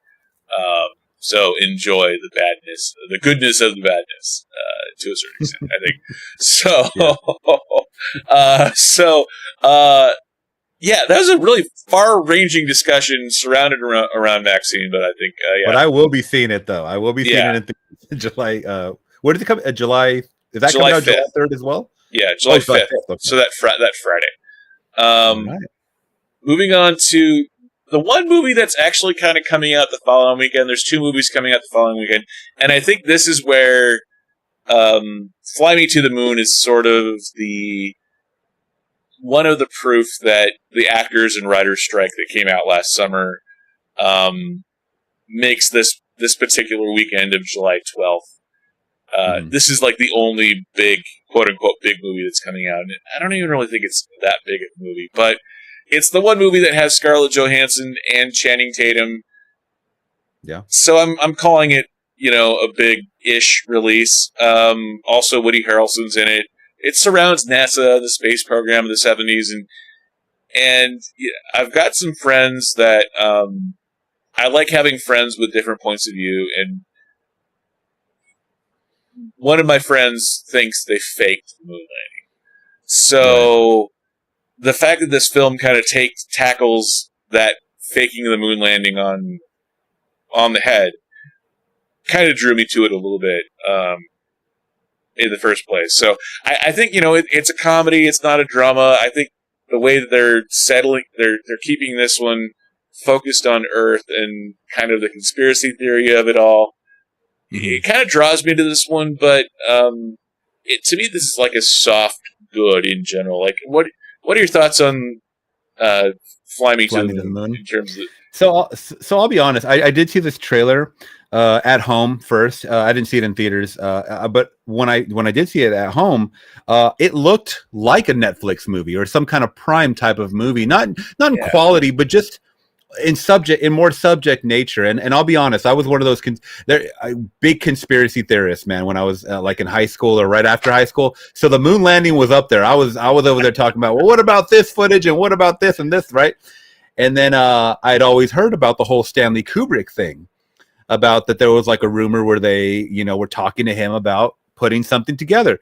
So it wasn't out of the realm of possibility. Now, when I saw this trailer, the first half doesn't seem anything out of the norm. It just seems like a NASA, but you could also have like a relationship with Channing Tatum and Scarlett Johansson. We've seen that type of movie done a billion times. And then we see her talking about them replicating or at least staging a moon landing. And I was like, I think my jaw dropped when I saw that, because I was like, are they really going to take a chance on putting out a film like this so close to Independence Day? Because it could go one of two ways. People could really see it as satire, and then you get a bunch of people that are like, see, I told you, the conspiracy theorists, Either way, you're going to get a bunch of people angry online talking about it, and I think that's what they wanted to do, but kind of do it in a more fun, catty way, and I think it's kind of clever. It did make me chuckle, some of the dialogue along the way. I think the guy at the end, the director they bring in, the guy goes, "See, I knew we should have brought in Kubrick," or something like that, and it's very funny, lighthearted, but I think it's going to be a little more than that. And Channing Tatum is a actor that he still, even to this day, has not completely sold me on him being a serious actor. I just know him as the funny guy, 21 Jump Street Channing Tatum. And to me, when you skate through your career off of your good looks, then I don't really give you too much of, I don't pay you too much of mind. I heard he's really good in that one Steve Carell movie about the wrestling. It was based on a true story. Oh, yeah, I forget what that was called. Foxcatcher. But Foxcatcher. I need to watch that because I heard that was actually a good drama. He and Mark, all three of them, Mark Ruffalo, Steve Carell, and Channing Tatum, are all brilliant in the film. Maybe he'll change my mind then once I watch that. But I do think he's a solid actor. I just want to see him bring it a little more. I know Scarlett Johansson is very dynamic. I've seen her in a lot of stuff. Since she was like a kid actor, So, the cast is great. I think it's going to be one of those just taboo, like you don't talk about it type of situations that's going to get a lot of people talking online. But I like that stuff, like I said. So I might watch it, even though it's kind of like, I never really I know it's funny, no pun intended, gravitated towards these type of space movies. But like the Apollo 13 movie and all these not Armageddon, but like Space Cowboys, like movies like that, I never really gravitated towards too much. But I might watch this one when it does come out to streamer. I don't think I would watch it in theaters, to be honest. Yeah, and that was sort of my thought when I saw that this film was getting a theatrical release. There's the ones like Beverly Hills Cop, Axel, Foley that you think, okay, why isn't this getting a theatrical release? When I saw the trailers for this one, I my first thought was, oh, okay, this is a movie that's going to be streaming on Prime. This is not one that's going to be in theaters because, I think the rom-com of it all, that, and then there's a certain vetting that you have to do with scripts for movies where, they go through so many different different versions and over the years in order to make, they always say it's a miracle that any movie gets made with the amount of different fingerprints that end up on any kind of a script or filmmaking process. My God, look what's happening to the Blade movie. Yeah, exactly. So when I see the trailer for this, I keep, there's a little bit of a meh factor for me. When I love Scarlett Johansson, I love her as an actress, as an actor, but the whole thing where it's kind of channeling Top Gun a little bit, where she's sort of a Charlie type character, where she's the outsider coming into the military thing, and you have the guy who was in the last Top Gun movie as the alpha male with the chiseled jawline and guy. I don't. It's kind of the same feelings that I have when I was watching the trailers for the Fall Guy, where it didn't look bad. It just didn't answer any sort of a why we're doing it. Like, it's just sort of not that every movie has to have a reason for being, but usually there's a reason or two that you can point to and go, oh, okay, well that I could tell just from the trailer that scene alone is what sold the studio on greenlighting this picture. There's nothing in this trailer, when I look on the Wikipedia page, when I look at the IMDb page, there's nothing really about this trailer other than the whole faking the moon landing thing. There's nothing there that makes me go, okay, I have to watch this film. There's something really unique. There's something really clever here. Or just something really fun. There's just nothing there that really makes it stand out in any way, shape, or form. And not that it has to, but, when you're talking summer movies, those are supposed to be the best of the best in terms of exciting summer entertainment. Flashiest, most explosive, funniest, whatever the case may be. And I'm not getting any of that with this film. I mean, there's, when you look at, the action films that get dumped in January, for example, usually there's a real reason why. Like, oh, well, yep. As we get to the end of Christmas season, and we start getting the January trailers coming out, and you're like, oh yeah, that's a January action film for you. That kind of, not that exact feeling, but I kind of get a little bit of that. Like, why isn't this film coming out in the fall? Like, this to me feels like a late September, early October, pre-holiday. Like they want to have something other than horror films in the fall, some sort of alternate programming. This doesn't feel like a mid-July summer movie release on a prime date, prime time, with very little competition. This doesn't feel like one of those to me. Yeah, I'm honestly thinking, who's the demographic for this film? Maybe the people that lived through this situation, because I cannot imagine young people, even if it is Scarlett Johansson and Channing Tatum, going to watch this unless you're really into space exploration or potentials. I don't even know if they go to space in this movie. I just know that they're going to stage a moon landing. So if you are interested in that, that's, once again, I'm not saying it's a niche demographic. I'm just saying it is a specific demographic. And usually, like you just said, if you're going to hit with the summer movie, you have to appeal to a huge demographic. I mean, we're talking about taking your families to. Are you going to take your families to go see Come to the Fly to the Moon with me? I don't think so. I think there's better options out there, and this just seems like a very bland trailer that we got. Yeah, and when I think about it too, like you ever watch? Do you watch Pitch Meeting with Ryan George, the YouTuber?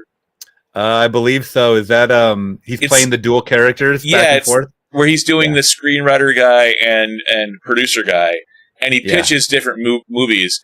To me, this kind of feels like someone saying, "Well, I've got a script, yes, I've got a NASA movie for you. Yes, sir, I do." It kind of feels like that, where someone says, "Well, Argo made a lot of money and won Best Picture. Yeah, it did. So we've got another NASA set, period piece from the 60s and 70s. maybe this one can win. Maybe, like, I don't know. I'm butchering the pitch meeting, but I'm picturing that discussion in my head as someone who was pitching Fly Me to the Moon as, well, Argo made a lot of money, and that was a little irreverent, and that was more comedy than drama. So I kind of think that we're getting a little bit of Argo mixed in with a little bit of Top Gun, mixed in with, we've got a Top Gun actor. So that's to me, that's the meh factor. And which Top Gun are you talking about? You're not talking about Glenn Powell, are you? Yeah, Glenn Powell. From Is he in this movie? Yeah, that's him as the lead actor. That's him. It's him and Scarlett Johansson. Oh, I must admit, because I thought it was him and Channing Tatum. Her and Channing Tatum. Oh, you're right. It is Channing Tatum. I thought he might have. I'm so Glenn Powell. Co-star. I'm so Glenn Powelled out because Glenn Powell's in so many different films. We have Ray Romano in the movie. I mean, if that's any... Well, I guess, and in the same way that I was mixing up guys with light brown hair, apparently I was mixing up guys with chiseled six-pack abs and chiseled. Well, we are talking Twister tonight, so that's that's the other one. Glenn Powell's on my mind for a reason. So, Channing Tatum, yes, Magic Mike himself. But I guess, that that kind of just goes to the genericness of the casting in this film. Like when you think, of all the combinations of good-looking men and good-looking women that could be in a rom-com together, there's no part of my soul that says I was screaming to see Channing Tatum and Channing Tatum in a film. Yeah. About the moon landing. Yeah. Well, he doesn't even have a look like he would exist back in I'm so dumb. I don't even know when the moon landing was in the 60s. Yeah, late 60s, 67, 60s. Yeah, I just doesn't have that look at all. Yeah, he's too beefy. Like most of the astronauts were skinnier, but yeah, to me there's nothing that says I'm dying to see Scarlett Johansson in a rom-com with Channing Tatum. To me, that just kind of feels like they're spinning the Rolodex of available Hollywood actors at that time, and they're the ones that said yes. So yeah, to me, it's not a bad, but it is a giant for me for this film. I'm not planning to watch it in theaters.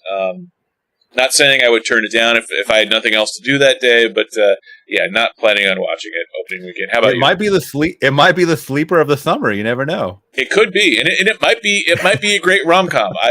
The trailers don't look that way to me. So for me, it's a meh and a pass. How about you? Are you planning to watch it? I'm just going to watch it probably on streamer. Gotcha. Wait for streaming. Yeah. Gotcha. Yeah. Next one is, I didn't even bother with the trailer because the trailer was really dark and kind of flashy and stuff. Mm-hmm.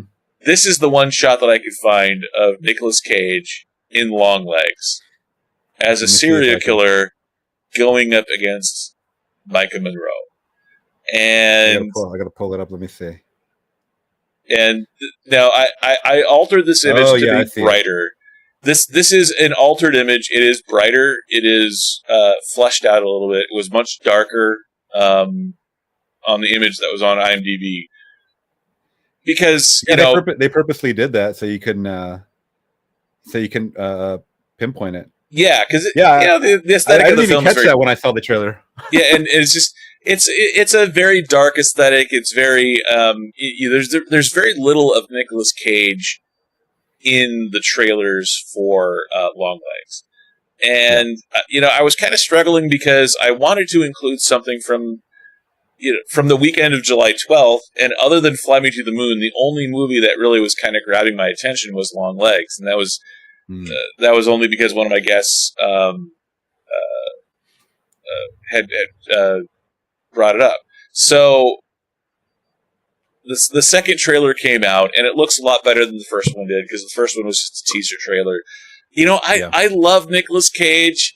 To me, this kind of fits in with what I would expect from Nicolas Cage, and going full Nicolas Cage is kind of a phrase in and of itself nowadays. And we saw him in Redfield as Dracula, so why not as a serial killer? yes, Maika Monroe is kind of channeling Clarice Starling a little bit. We're getting a little bit of Silence of the Lambs vibes, a little bit, not 100%. Yeah. But this, I can't really give a good, bad, or meh for this because they've done such a good job about not giving away the plot and the reveals that I don't really know what to think of this film. How about you? Has Longlegs grabbed your attention?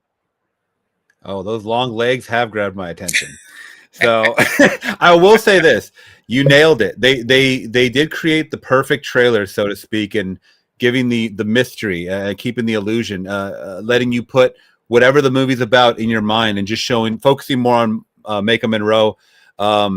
Over what I've read is like a 10-year span. I could be wrong. Some kind of that he's been a serial killer, Nicolas Cage's character, and her just kind of figuring out the inner workings. We see a lot of flash cuts, like you said, of dark imagery and weirdness just happening. And I love that because I didn't know anything about this movie. I was on Twitter and everybody was really hyped about this movie. And I think this movie is going to do very well when it hits theaters, just for that simple fact that they've kept a lot of things under wraps. Nicolas Cage himself has been a part of the horror, especially independent community too, with movies like Mandy, what's that movie called? Color Out of Space, I believe it is, or Color of Space, I think it is. He's done a few independent movies that are darker, and I think he's being definitely embraced by the community, and people are willing to take a chance on someone that hasn't necessarily been on the big screen in a while, like he was back in the 90s or whatever, and in 2000s, but that's okay because when he does come on screen, I think he does still shine, and I think they're doing a great job of keeping, once again, his character under wraps and just letting us sit in theaters, and whatever we get, we'll talk about afterwards. And that's the best way to go into a movie because we've been shown so much from trailers nowadays, and it is a gift and a curse because I like to see what's coming up, obviously, but give me a little bit of illusion here, I don't want to know when the main action sequence is gonna happen or whatever, or, someone's gonna potentially die or whatever, but I think this one looks really good. I'm gonna catch this one in theaters though. And it is interesting because the thing that I love about Nicolas Cage, and I love a lot of different things about Nicolas Cage, but one of the things that I love about Nicolas Cage, and it just kind of dawned on me that this is one of the things that I love about Nicolas Cage, is that Nicolas Cage's taste in movies is so weird that we as movie fans benefit from his weirdness. Because not every film that he does is good or great, but it is different. And you think about all of these different films that Nicolas Cage has done over the last 10, 15 years. How many of these movies would never have been made if not for Nicolas Cage saying yes and lending his star power? Yeah. So many of these films, good, bad, or indifferent, good, bad, or meh, that we wouldn't otherwise have, that would be just in, I love franchises, I love superheroes, I don't believe in superhero fatigue, really. But without Nicolas Cage saying yes to this myriad of weird, gross, scary, funny, just weird, like indie films on acid kind of a thing, where would Hollywood be without Nicolas Cage bringing something interesting? Because half of these films, you sit there and go, there's no way that this would be made without an injection of star power or, that sort of thing. Or they would be like B movies or like straight streaming or just, like YouTube student films sort of thing. So the fact that we have Nicolas Cage to thank for more variety, more spice of life in film, that's one of the things I love about Nicolas Cage. As far as this film goes, it could be good, it could be bad, it could be another beekeeper thing of the bees. We honestly don't know until this thing comes out. I guess that's part of the beauty of this. The trailer for this is that it gives nothing. It gives nothing away. So I guess, that's part of, I just don't know. There's no good, there's no bad, there's no meh for me because they haven't told me anything.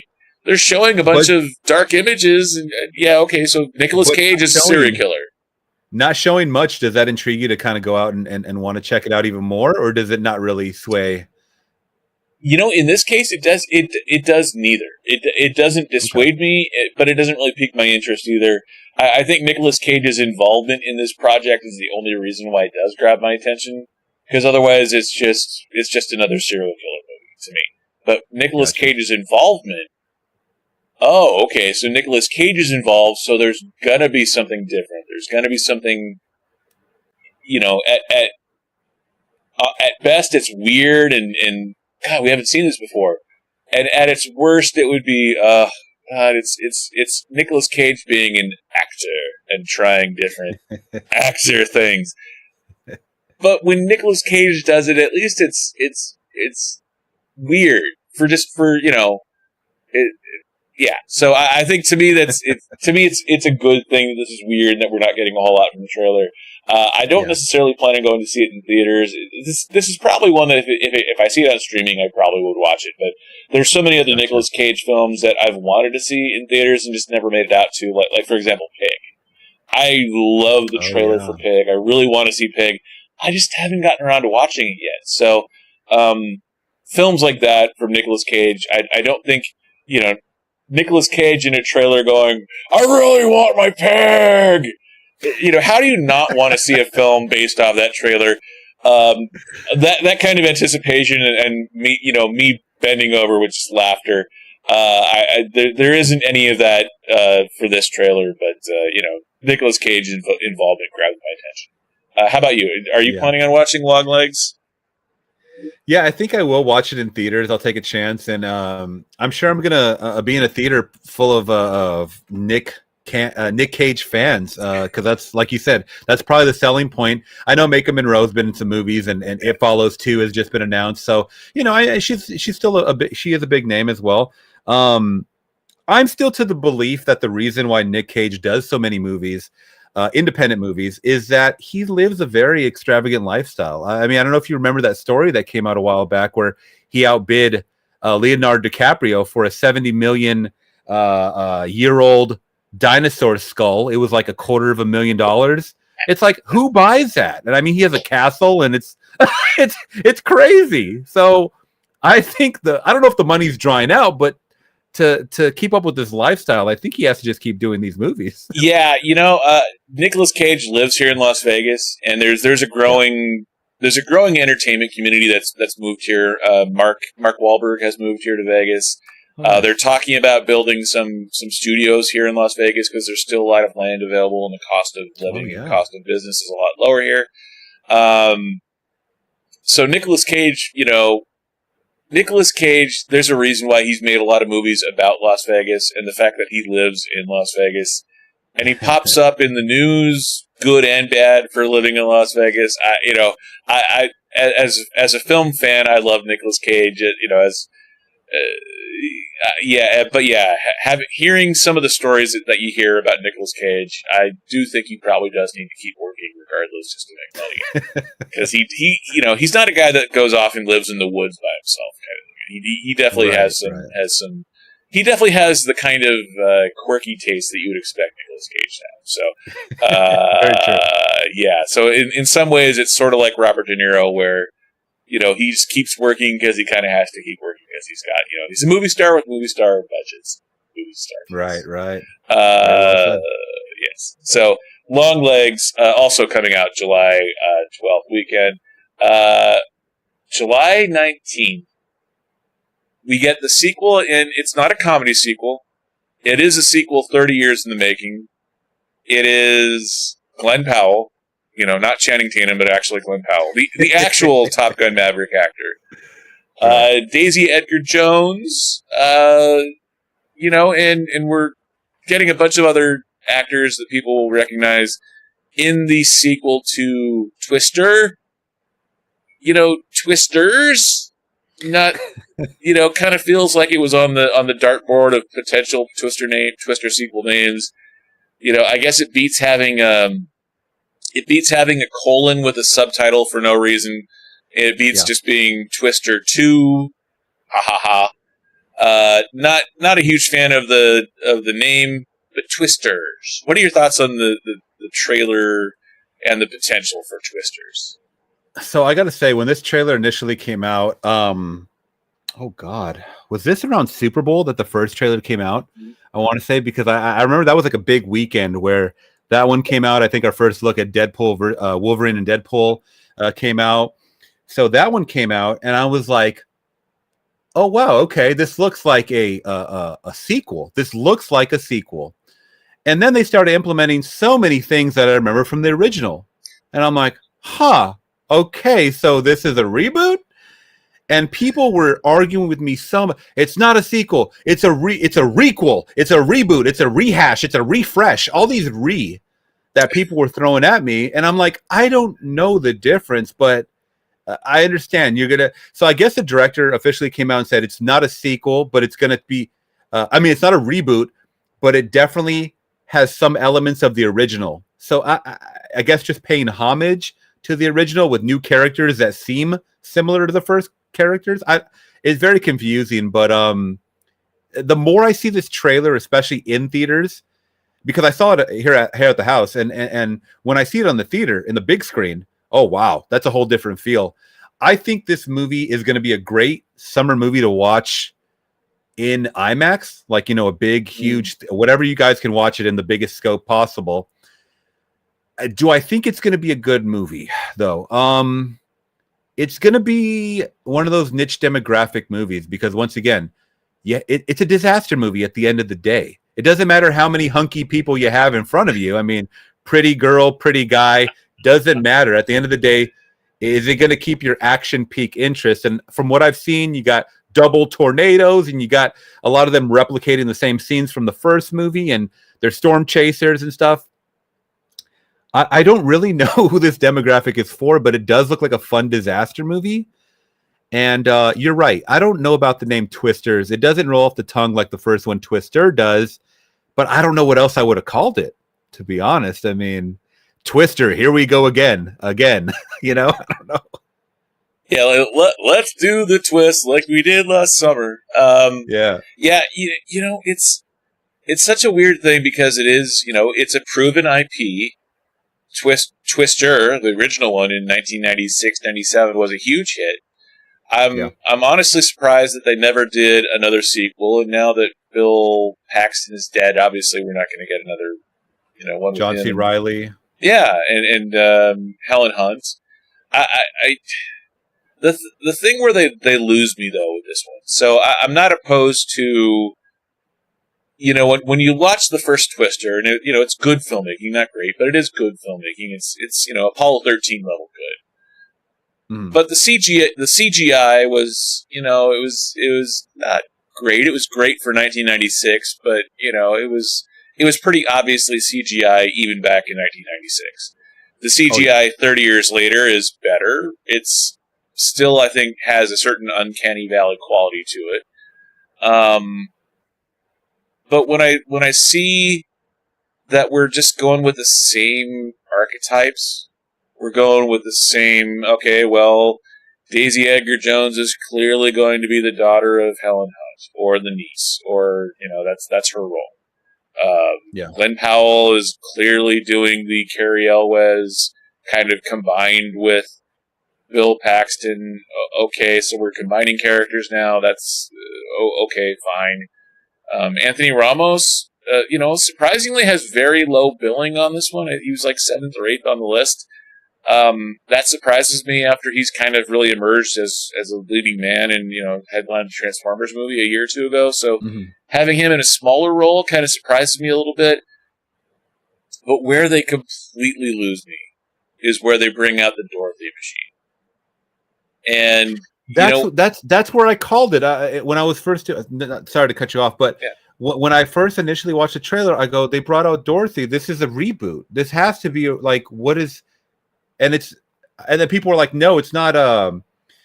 Didn't it say Dorothy 5 or something, or it had a number attached to it, or was I wrong about that? Yeah, it's, and I don't know whether theoretically like the latest iteration of, or it's an homage to, or whether they just literally took the same exact prop.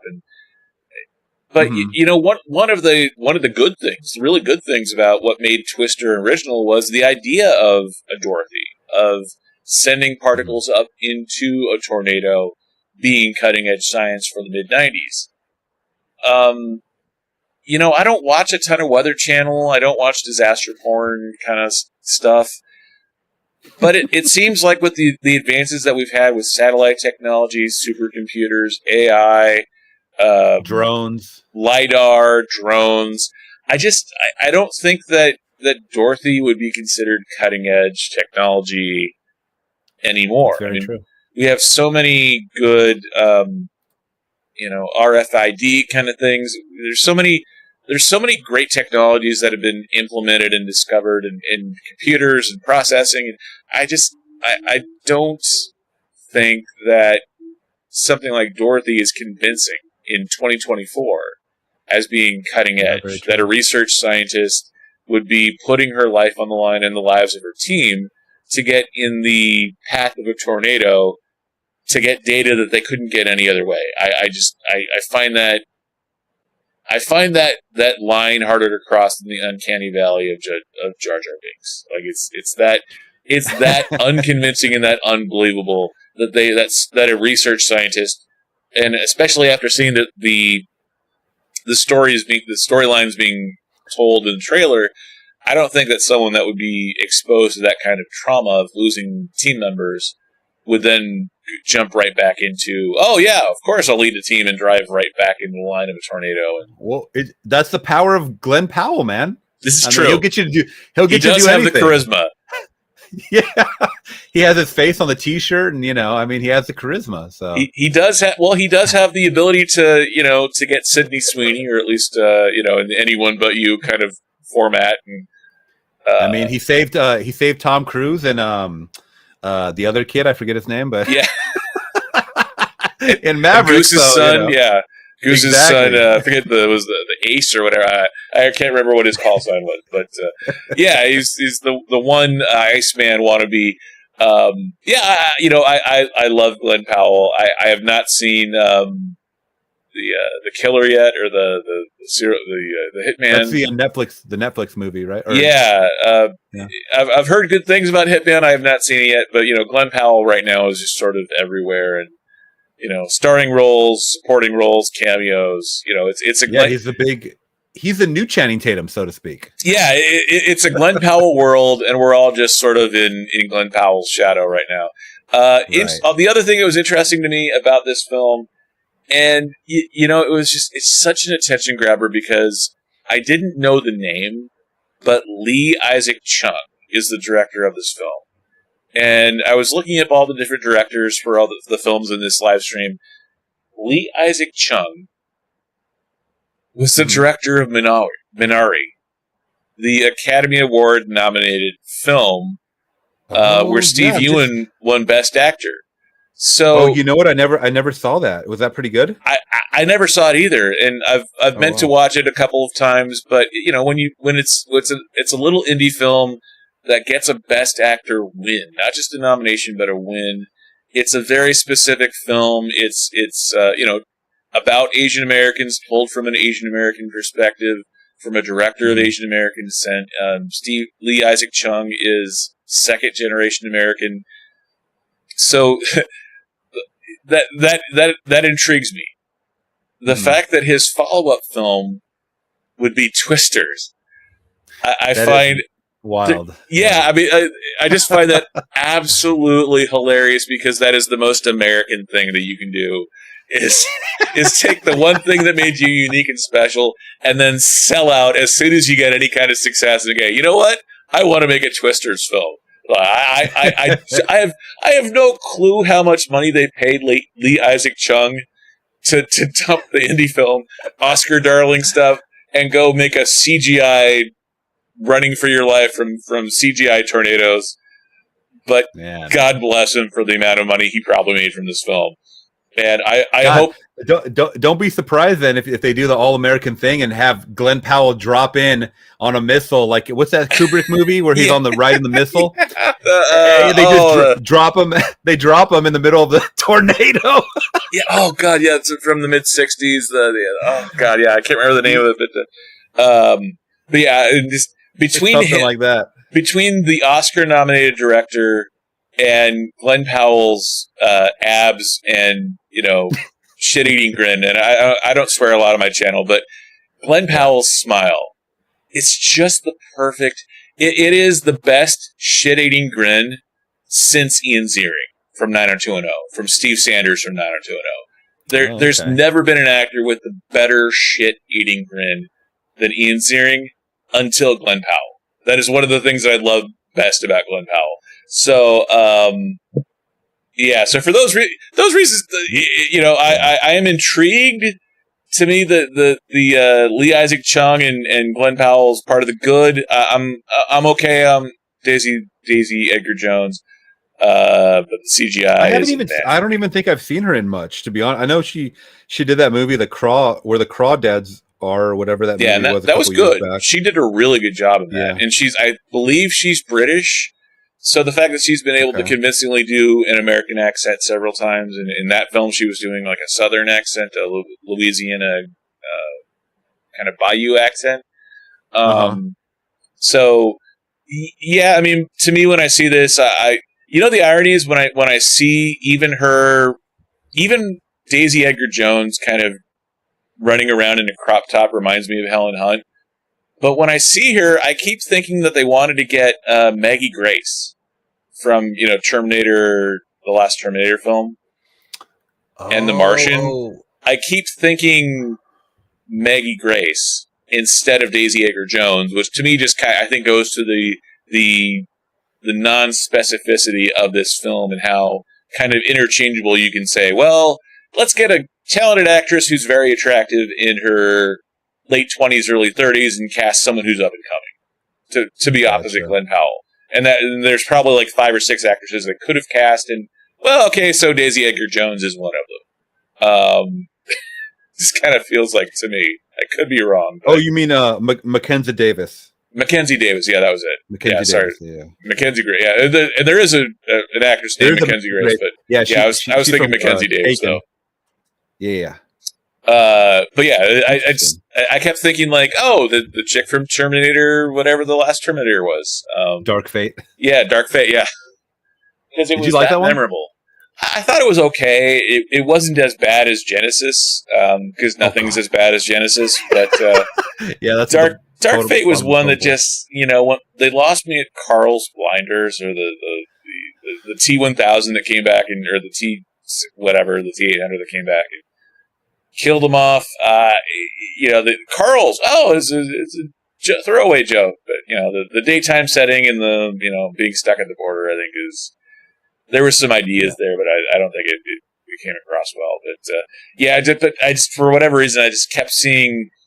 I'm looking at Daisy Edgar-Jones' name. I'm looking at her. I know her face, but I keep seeing Mackenzie Davis.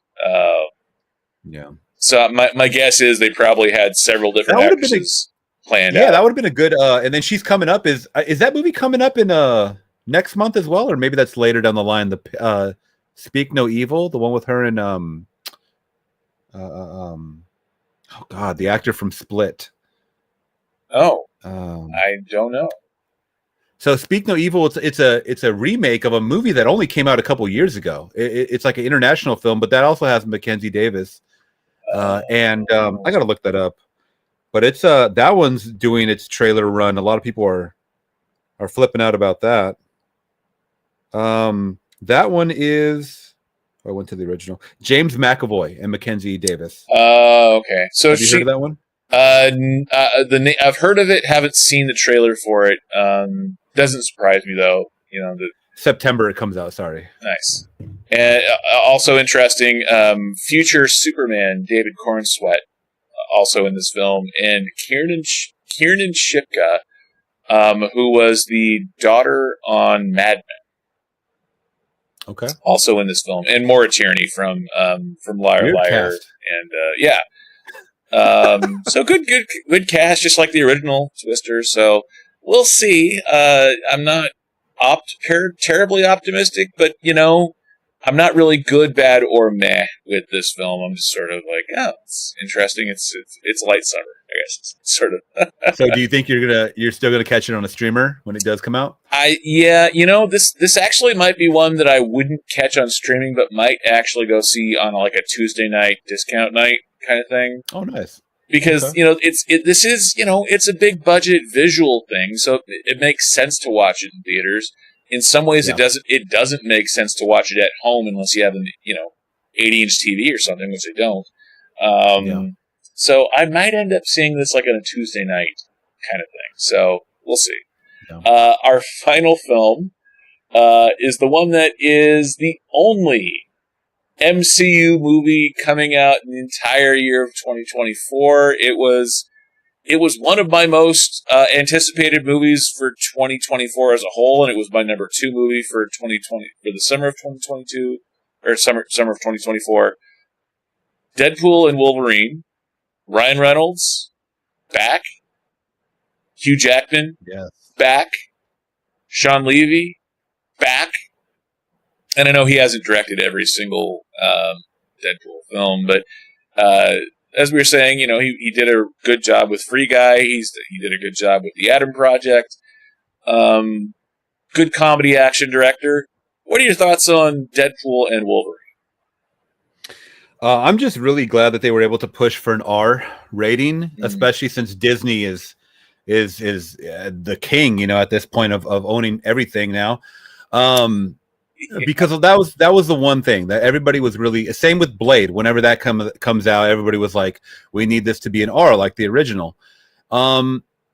Because dealing with certain characters, their subject nature or a track record of the first 2 movies that came out, if you don't keep that going, with the vulgarity, with the blood, with the whatever crazy situations that they get into in an R setting, I think you're really going to upset some fans that really do love this character. And that has a lot to do with Ryan Reynolds, is that I swear to this day, since we saw Ryan Reynolds as Deadpool, I cannot unsee him in any other role, as anything else. He gives off those mannerisms. And Free Guy, he was like that. Even in Adam Project, he was like that. For me, at least. I haven't seen If, which just came out on digital, but I heard that one's a good one as well. Or Imaginary Friends, I should say. But I'm really looking forward. I'm really looking forward to this one a lot.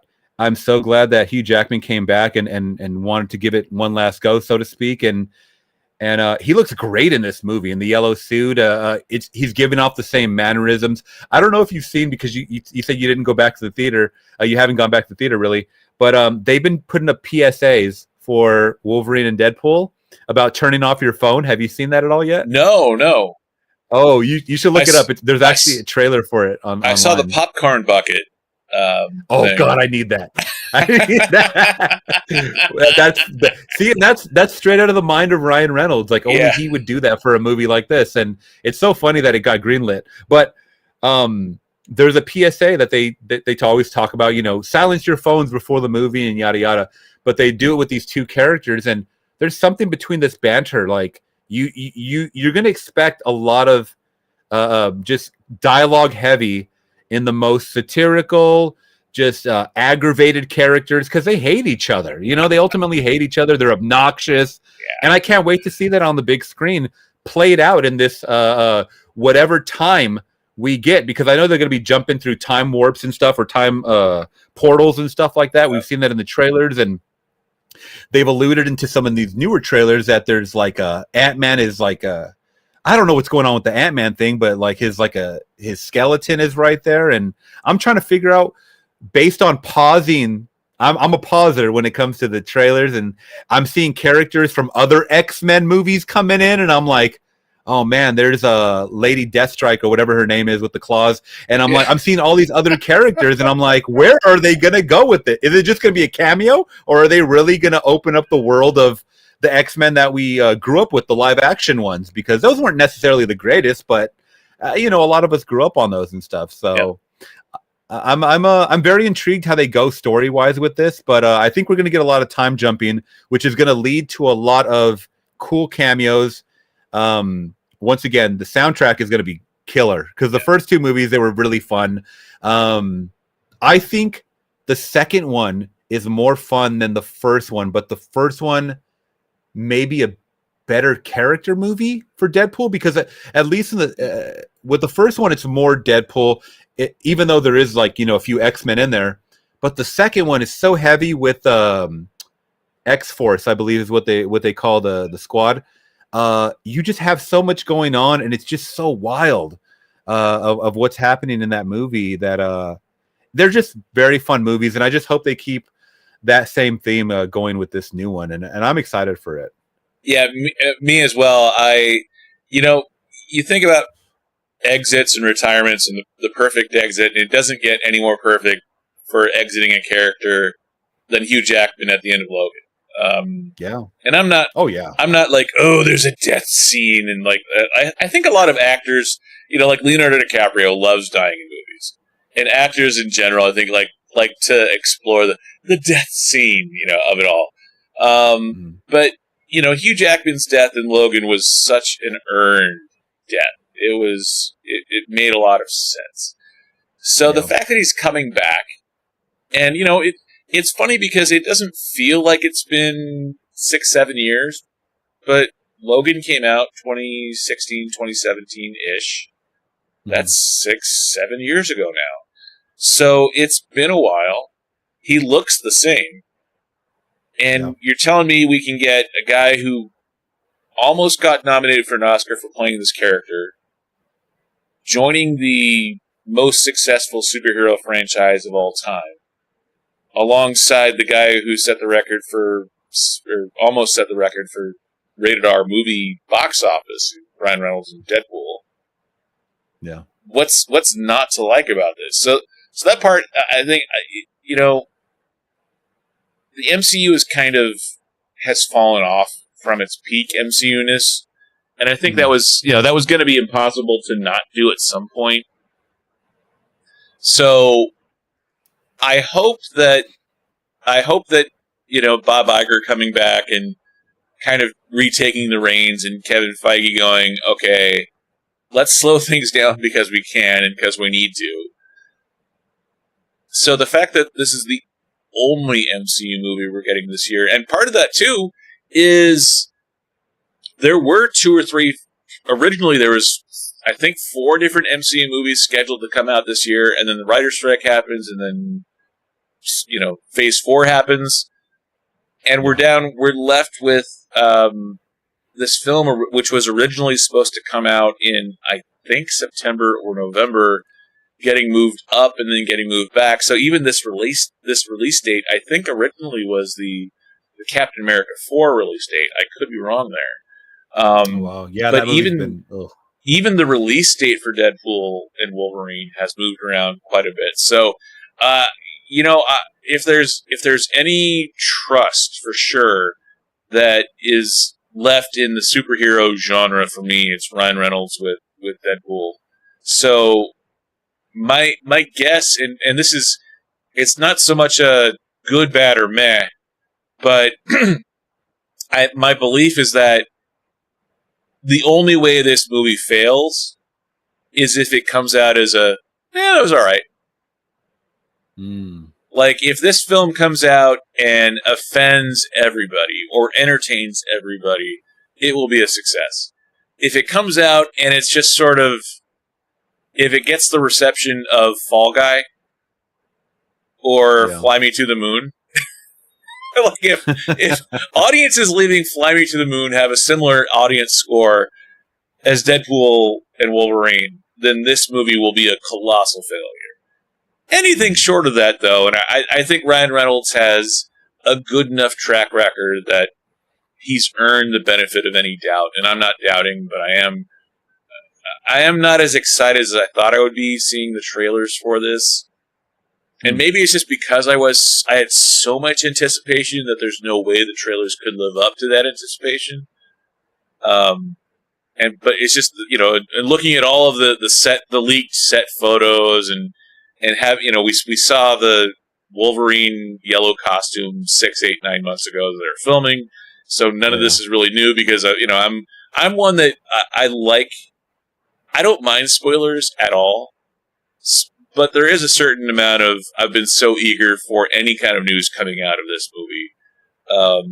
That there is a certain amount of I've spoiled myself, by opening up Christmas presents before Christmas morning.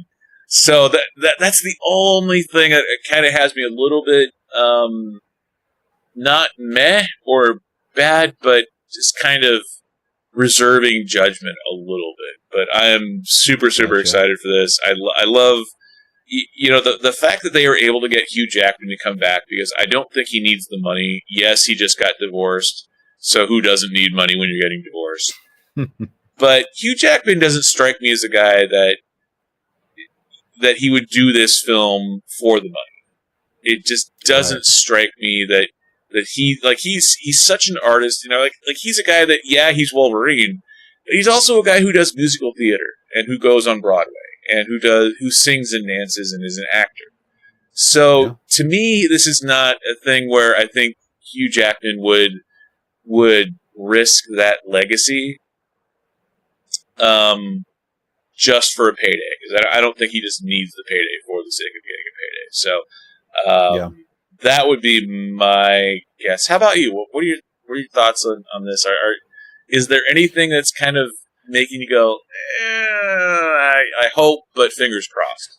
Well, now you have me thinking a little bit. I mean, I don't think this is going to be a Madame Web situation at all, but I mean, I think Marvel nerds and Star Wars nerds are probably the strongest out there as far as trying to protect the integrity of their characters or IP or whatever to the fullest. And I think when it comes to the characters of surrounding Deadpool, just the Deadpool sphere, I think they've been doing a good job of keeping the continuity of pretty much intact when it comes to the lore, or like even the cartoons that I grew up on and stuff like that. And I think he knows that that's important to the fans. And I don't think he would let someone, even like a Disney, try to butcher that or downplay something, like, worrying about if something's going to get too political or too sensitive here or there to offend somebody. And like you said earlier, I think they just go in offending everybody. So we're not going to really have too much to worry about. It is going to be it's going to have to hit on the same, once again, effect of the first two movies. We're looking for an action movie of the summer, whether it's superhero or not. We're looking for this with a balance out of comedy, because that's what it is essentially, right? The banter of these two characters that don't get along, but they have to work together for whatever mission is happening. And we're going to get some fights in there as well. We're going to get some cool action. I'm sure a lot of twists and turns. You're going to get the famous, 20 end credit scenes that, we always get from these Marvel movies. But I like what you said earlier too, is that there's not really superhero fatigue. It's just that some of these movies aren't top tier movies like we got a while back. And I totally agree with that, because I think the last superhero movie that I saw was Blue Beetle in theaters. And I just saw it because I didn't even know who that character was. I'm not even up to date with anything DC really. And I had an enjoyable time with that, because I didn't know anything about the comic or where it came from. But I just liked the way everything looked. I thought it was funny in the parts that were supposed to be funny. I thought the action was there when it needed to be. The CGI was very good. I thought the acting from the main actor Zolo was really good, because I like him in Cobra Kai. Yeah. So I was fine with that. But when it comes to Marvel, you need to watch all the series and 1,000 different programs that they have to tie into these movies, and I wasn't going to do that. I think some people, for sure, yeah, there is a lot of homework, and same thing with the Star Wars movies and shows and stuff like that, and it can be exhausting. And I mean, how much we have to keep up with a lot of this stuff. So, but I think this is one of those where, even if it is a time span of 7 years from the last movie or whatever, this is like a property that somehow you just keep remembering, whether they drop every 7 years, whether they drop every week. Like, this guy in a red suit, this man with the claws, you know who these characters are. They're just very iconic, like a Superman. You don't have to drop a Superman every 5 years because that character. You just know it. It's ingrained in your DNA, whether you know the movie or not. So I think this is going to be a fun one. I don't know if it's going to do like Joker numbers as far as like over $1 billion. I think it's going to do very well. But there is a piece of me that thinks that this could be like a Furiosa situation where we're building it up so much and then we get like 35 mil at the box office domestically, and it's just kind of, it's like, whoa, what happened? This movie needs to hit at least 100 mil first weekend, like a Bad Boys, and kind of go from there. I believe in it, so I think it will pay off. Now, are you much of a comic book fan? Like, I'm not a comic book reader. I love superheroes. I love superhero cartoons, movies, TV shows, every iteration except comic books. So I don't mind comic books. It's just not really my thing. Are you much of a comic book reader? No, you know what? I grew up reading some of the comics, but I was more of a card collector. The comic card collecting of like, So I don't. This is in the mid '90s, so whenever X-Men was doing their, I don't even know who put them out, but I was collecting cards like crazy, and just on the back it just told like their story, or like there was always these verses, situations that were happening, and I do remember a lot of the X-Men. Me favoring more of the X-Men than any other cartoon. Like I grew up watching like Spider-Man. I didn't grow up watching Batman, which I know a lot of people my age did as well. And they said that was there was some kind of Batman cartoon in the 90s that was really well received. I know a lot of people were talking about that one, but I didn't watch that. I was more of just into Marvel card collecting and video games. I played all the video games too that came out, either arcade games or console, Nintendo, Super Nintendo, that were coming out around that time. So that's kind of what I was gravitating more towards. Now, I asked that because are you familiar with either Emma Corrin? She, the villain in this film is played by an actress named Emma Corrin, who I've never heard of before. And she's playing a character called Cassandra Nova. Now, I've never heard of Cassandra Nova, but when I looked her up, she's basically a evil twin of Professor X. Sorry, go ahead. I do remember. I don't know her specifically. If it's the same Nova, I do remember a Nova. I'm looking it up here, but it's a male character. I don't know. You said her name was Cassandra Nova? Cassandra Nova, yeah. It's not ringing a bell. Yeah, and honestly, too, Deadpool has taken, I'd never heard of Negasonic Teenage Warrior either. I think that might have been. I think that might have been a newer. I think that might have been after 2000s. I could be wrong about that.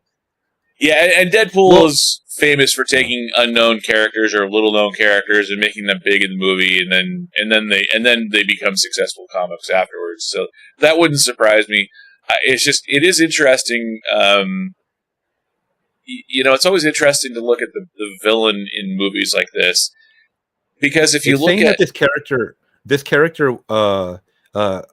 played by Emma Corrin, is first appeared in New X-Men number 114 in July 2001. Oh wow! So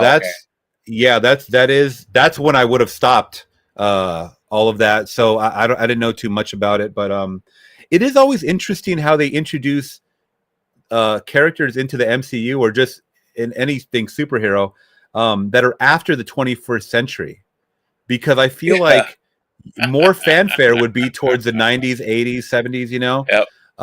But for some reason they don't focus too. I mean, unless it's like a Lex Luthor or something like that, but I see a lot more 21st century villains than I do the opposite.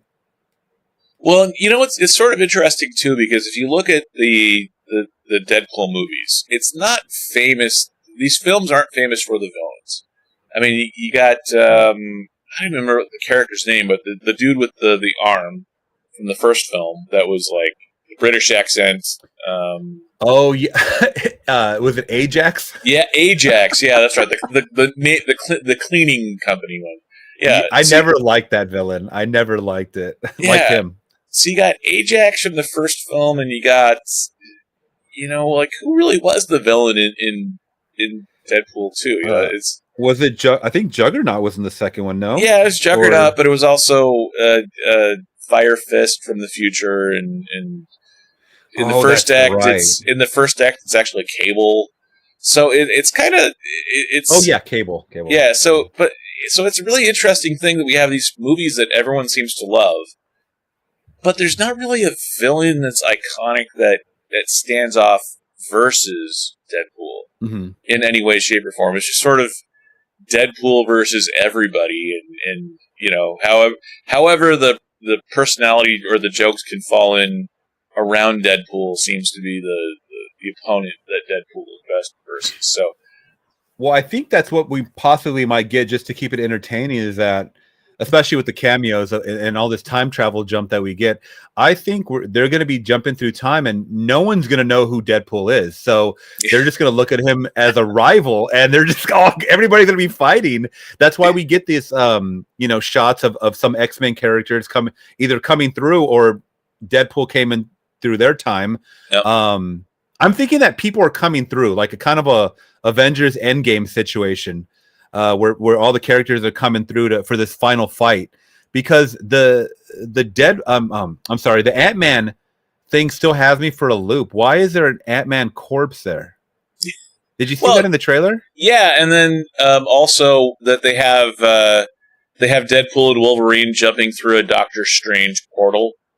Yeah, the portal thing, and that's what I'm saying. Like, either people come through, or they're just jumping through people's timelines and they're fighting them. Yeah, because that's kind of what we saw at the end of Deadpool 2, right? When remember when he was jumping through time and he shot the he shot the original prototype for Deadpool when it was introduced in Origins. Yeah. Oh God, that movie. But yeah, that was pretty funny. Well, and that's another thing too, is that people love how meta Deadpool is. Yeah. Just like they like the Scream movies in superhero form, this is what we get, our Scream version of it. And I love everything about this setup. It makes me wonder, because that first trailer, that first teaser trailer we got, where the TVA from Loki was getting involved. So they're definitely going full MCU with this. And there was even a couple of pictures from the set where they literally had a broken up 20th Century Fox logo in the background, or like the actual yeah. So yeah, they're like fighting around it. Yeah. So I wonder. I don't think that anything is going to be bad here. I wonder if it's going to be great, and I hope that it will. I just hope that I just hope that this doesn't disappoint, in that expectations have been set so high that there's no way that it could actually meet expectations. So that'd be like my only not meh or bad, but just sort of the withholding judgment a little bit. So this is definitely one that I'm going to be there opening weekend, opening night. How about you? Are you going to be there in theaters to watch this film? Oh, I got my tickets already. Yeah, I got my tickets, and I just hope that the rest of the world that wants to see this movie win, I hope they don't think to themselves, well, this will be on streamer in a month. Because people need to stop looking at things like that. Like, if you really do love these characters and these movies and you want to support them, please go out in the theater and watch them. Because as we've seen over like the last 20 years, ticket sales have been declining. The price of tickets are going up. Concession stands are going up. The budgets for movies keep going up. They never stop. I don't know how is this sustainable? It doesn't make any sense. But that's the only way to keep these theaters alive is by actually going and supporting that way, by buying a ticket. And it's going to be, I'm really crossing my fingers, but to make a lot of money on a movie in 2024 is pretty hard to do. So, but I do think that they have enough people involved, and it looks good from what I've seen so far. Though it is a little confusing at what's 100% like happening. I want to go in just not knowing. The least amount I know, the better, I guess. Well, and I honestly thought that this would be. I didn't think that any movies were going to hit $1 billion this year, just because of lack of numbers of good films coming out, or high anticipation films coming out. So this was the one film that I thought could hit $1 billion. Now it looks like Inside Out 2 might hit $1 billion. There's a good outside chance of that. because it had $150 million opening weekend, 155, 158, something like that opening weekend domestic. So Inside Out 2 looks like it's kind of saving the summer a little bit. Well, not overall. I wonder what Bad Boys 4 is at right now, because it's in its, I think, second weekend, or I think I think it was like a lot of the earlier May releases, which were 25, 30 million tops. I think. I mean, it's at 500,000 right now, or 500 million. I'm sorry. Is it really? Worldwide, 426 million for Bad Boys. Yeah, Bad Boys 4, and I'm sorry, that's Bad Boys for Life. Sorry, rewind. Can we rewind this live? No, it's at 289 million worldwide. That's better than I thought it would be. Yeah. Maybe Joker 2 can do it. I mean, they did it with the first movie. Yeah. But that was completely out of left field, though. And the fact that it's going to be a musical, that Joker 2 is going to be a musical, because Lady Gaga's involved, it's ballsy. I'll give it that. The other thing that was kind of interesting is... and now I'm brain farting. So the thing that I thought was interesting a second ago, I was brain farting on. But so that's our July good, bad, or meh. What are your thoughts on this as a whole? Are you happy with the movies coming out in July, and are you optimistic, or is it kind of a underwhelming month? No, I actually think this is a big month coming up. June was okay. Like I said, I saw actually I saw, I don't even know if it came out in June, but that movie, what's it called? The History of Violence or something. Violent Nature. Yeah. I hated that movie. And that was the worst thing 13th, to kick off. Right? It's supposed to be like a ripoff, yeah. Even though they're claiming it's paying homage, it's a complete ripoff. But shot from the perspective of the killer. I didn't enjoy it. A lot of people did. Maybe it went over my head, but that's how I kicked off my return to the theaters. And I the week after that, it was Bad Boys 4, which I enjoyed. And then next week we have, like I said, a Quiet Place Day 1, which I think will really set it off as far as creature features and stuff like that. And then we have MaXXXine, and then Twisters, and a couple of these other movies that are shimmied in there.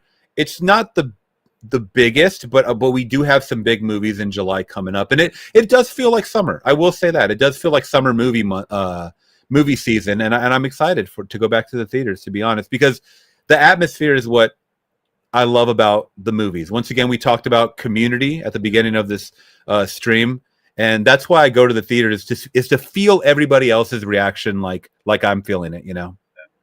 Now, are you a huge fan of indie movies? Oh yeah. So are you looking at it as like, okay, so there's not as many Jurassic Park, Star Wars, MCU movies this summer. Are you looking at that as an opportunity to watch more indie films, more smaller films in theaters this summer? Because there are quite a few that look good. Planet and several others among them. Right. I actually how could I miss? I just saw Bike Riders too. That movie was really good. But before that, we saw Thelma. I don't know if you heard of that one coming out. That's an indie. Good. That's a Magnolia Pictures. Yeah, exactly. That's a Magnolia Pictures, an indie film. Also, the last movie of Richard Roundtree. So definitely give that one a watch, because I gave that a 5 out of 5. And it's a lower scale movie. It's maybe a little slower pace, but everything about that movie to me screamed very, very cut and dry. Not artsy, but it was effective. I guess it was effective to the plot, and it seemed very realistic. The subject nature is something that I don't want to give spoilers, but it seems like something that we've all been through or know somebody that has gone through that.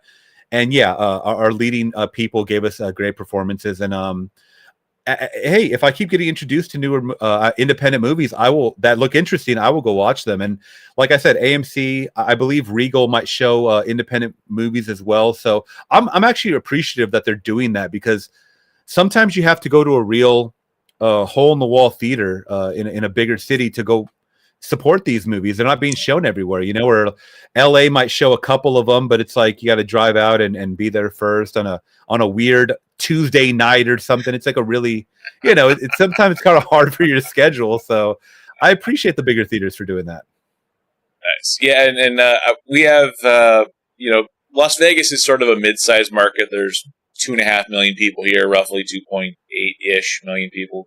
So we have 2, maybe 3 indie theaters in town that carries indie movies as well as big blockbusters. But I try and get out to the theater to watch the indie movies as much as possible to support the filmmakers. And a lot of the films coming out that are indie movies this summer are from first-time filmmakers, or first-time directors. Oh, that's great. So a lot of good writer-director indie movies coming out this summer.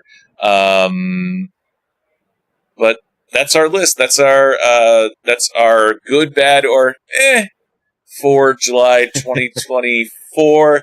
I think the only meh that I had really was Axel F. So yeah, everything else is like either a yes or no. Yeah, and I think it's a lot of reserved judgment for me for the month of July.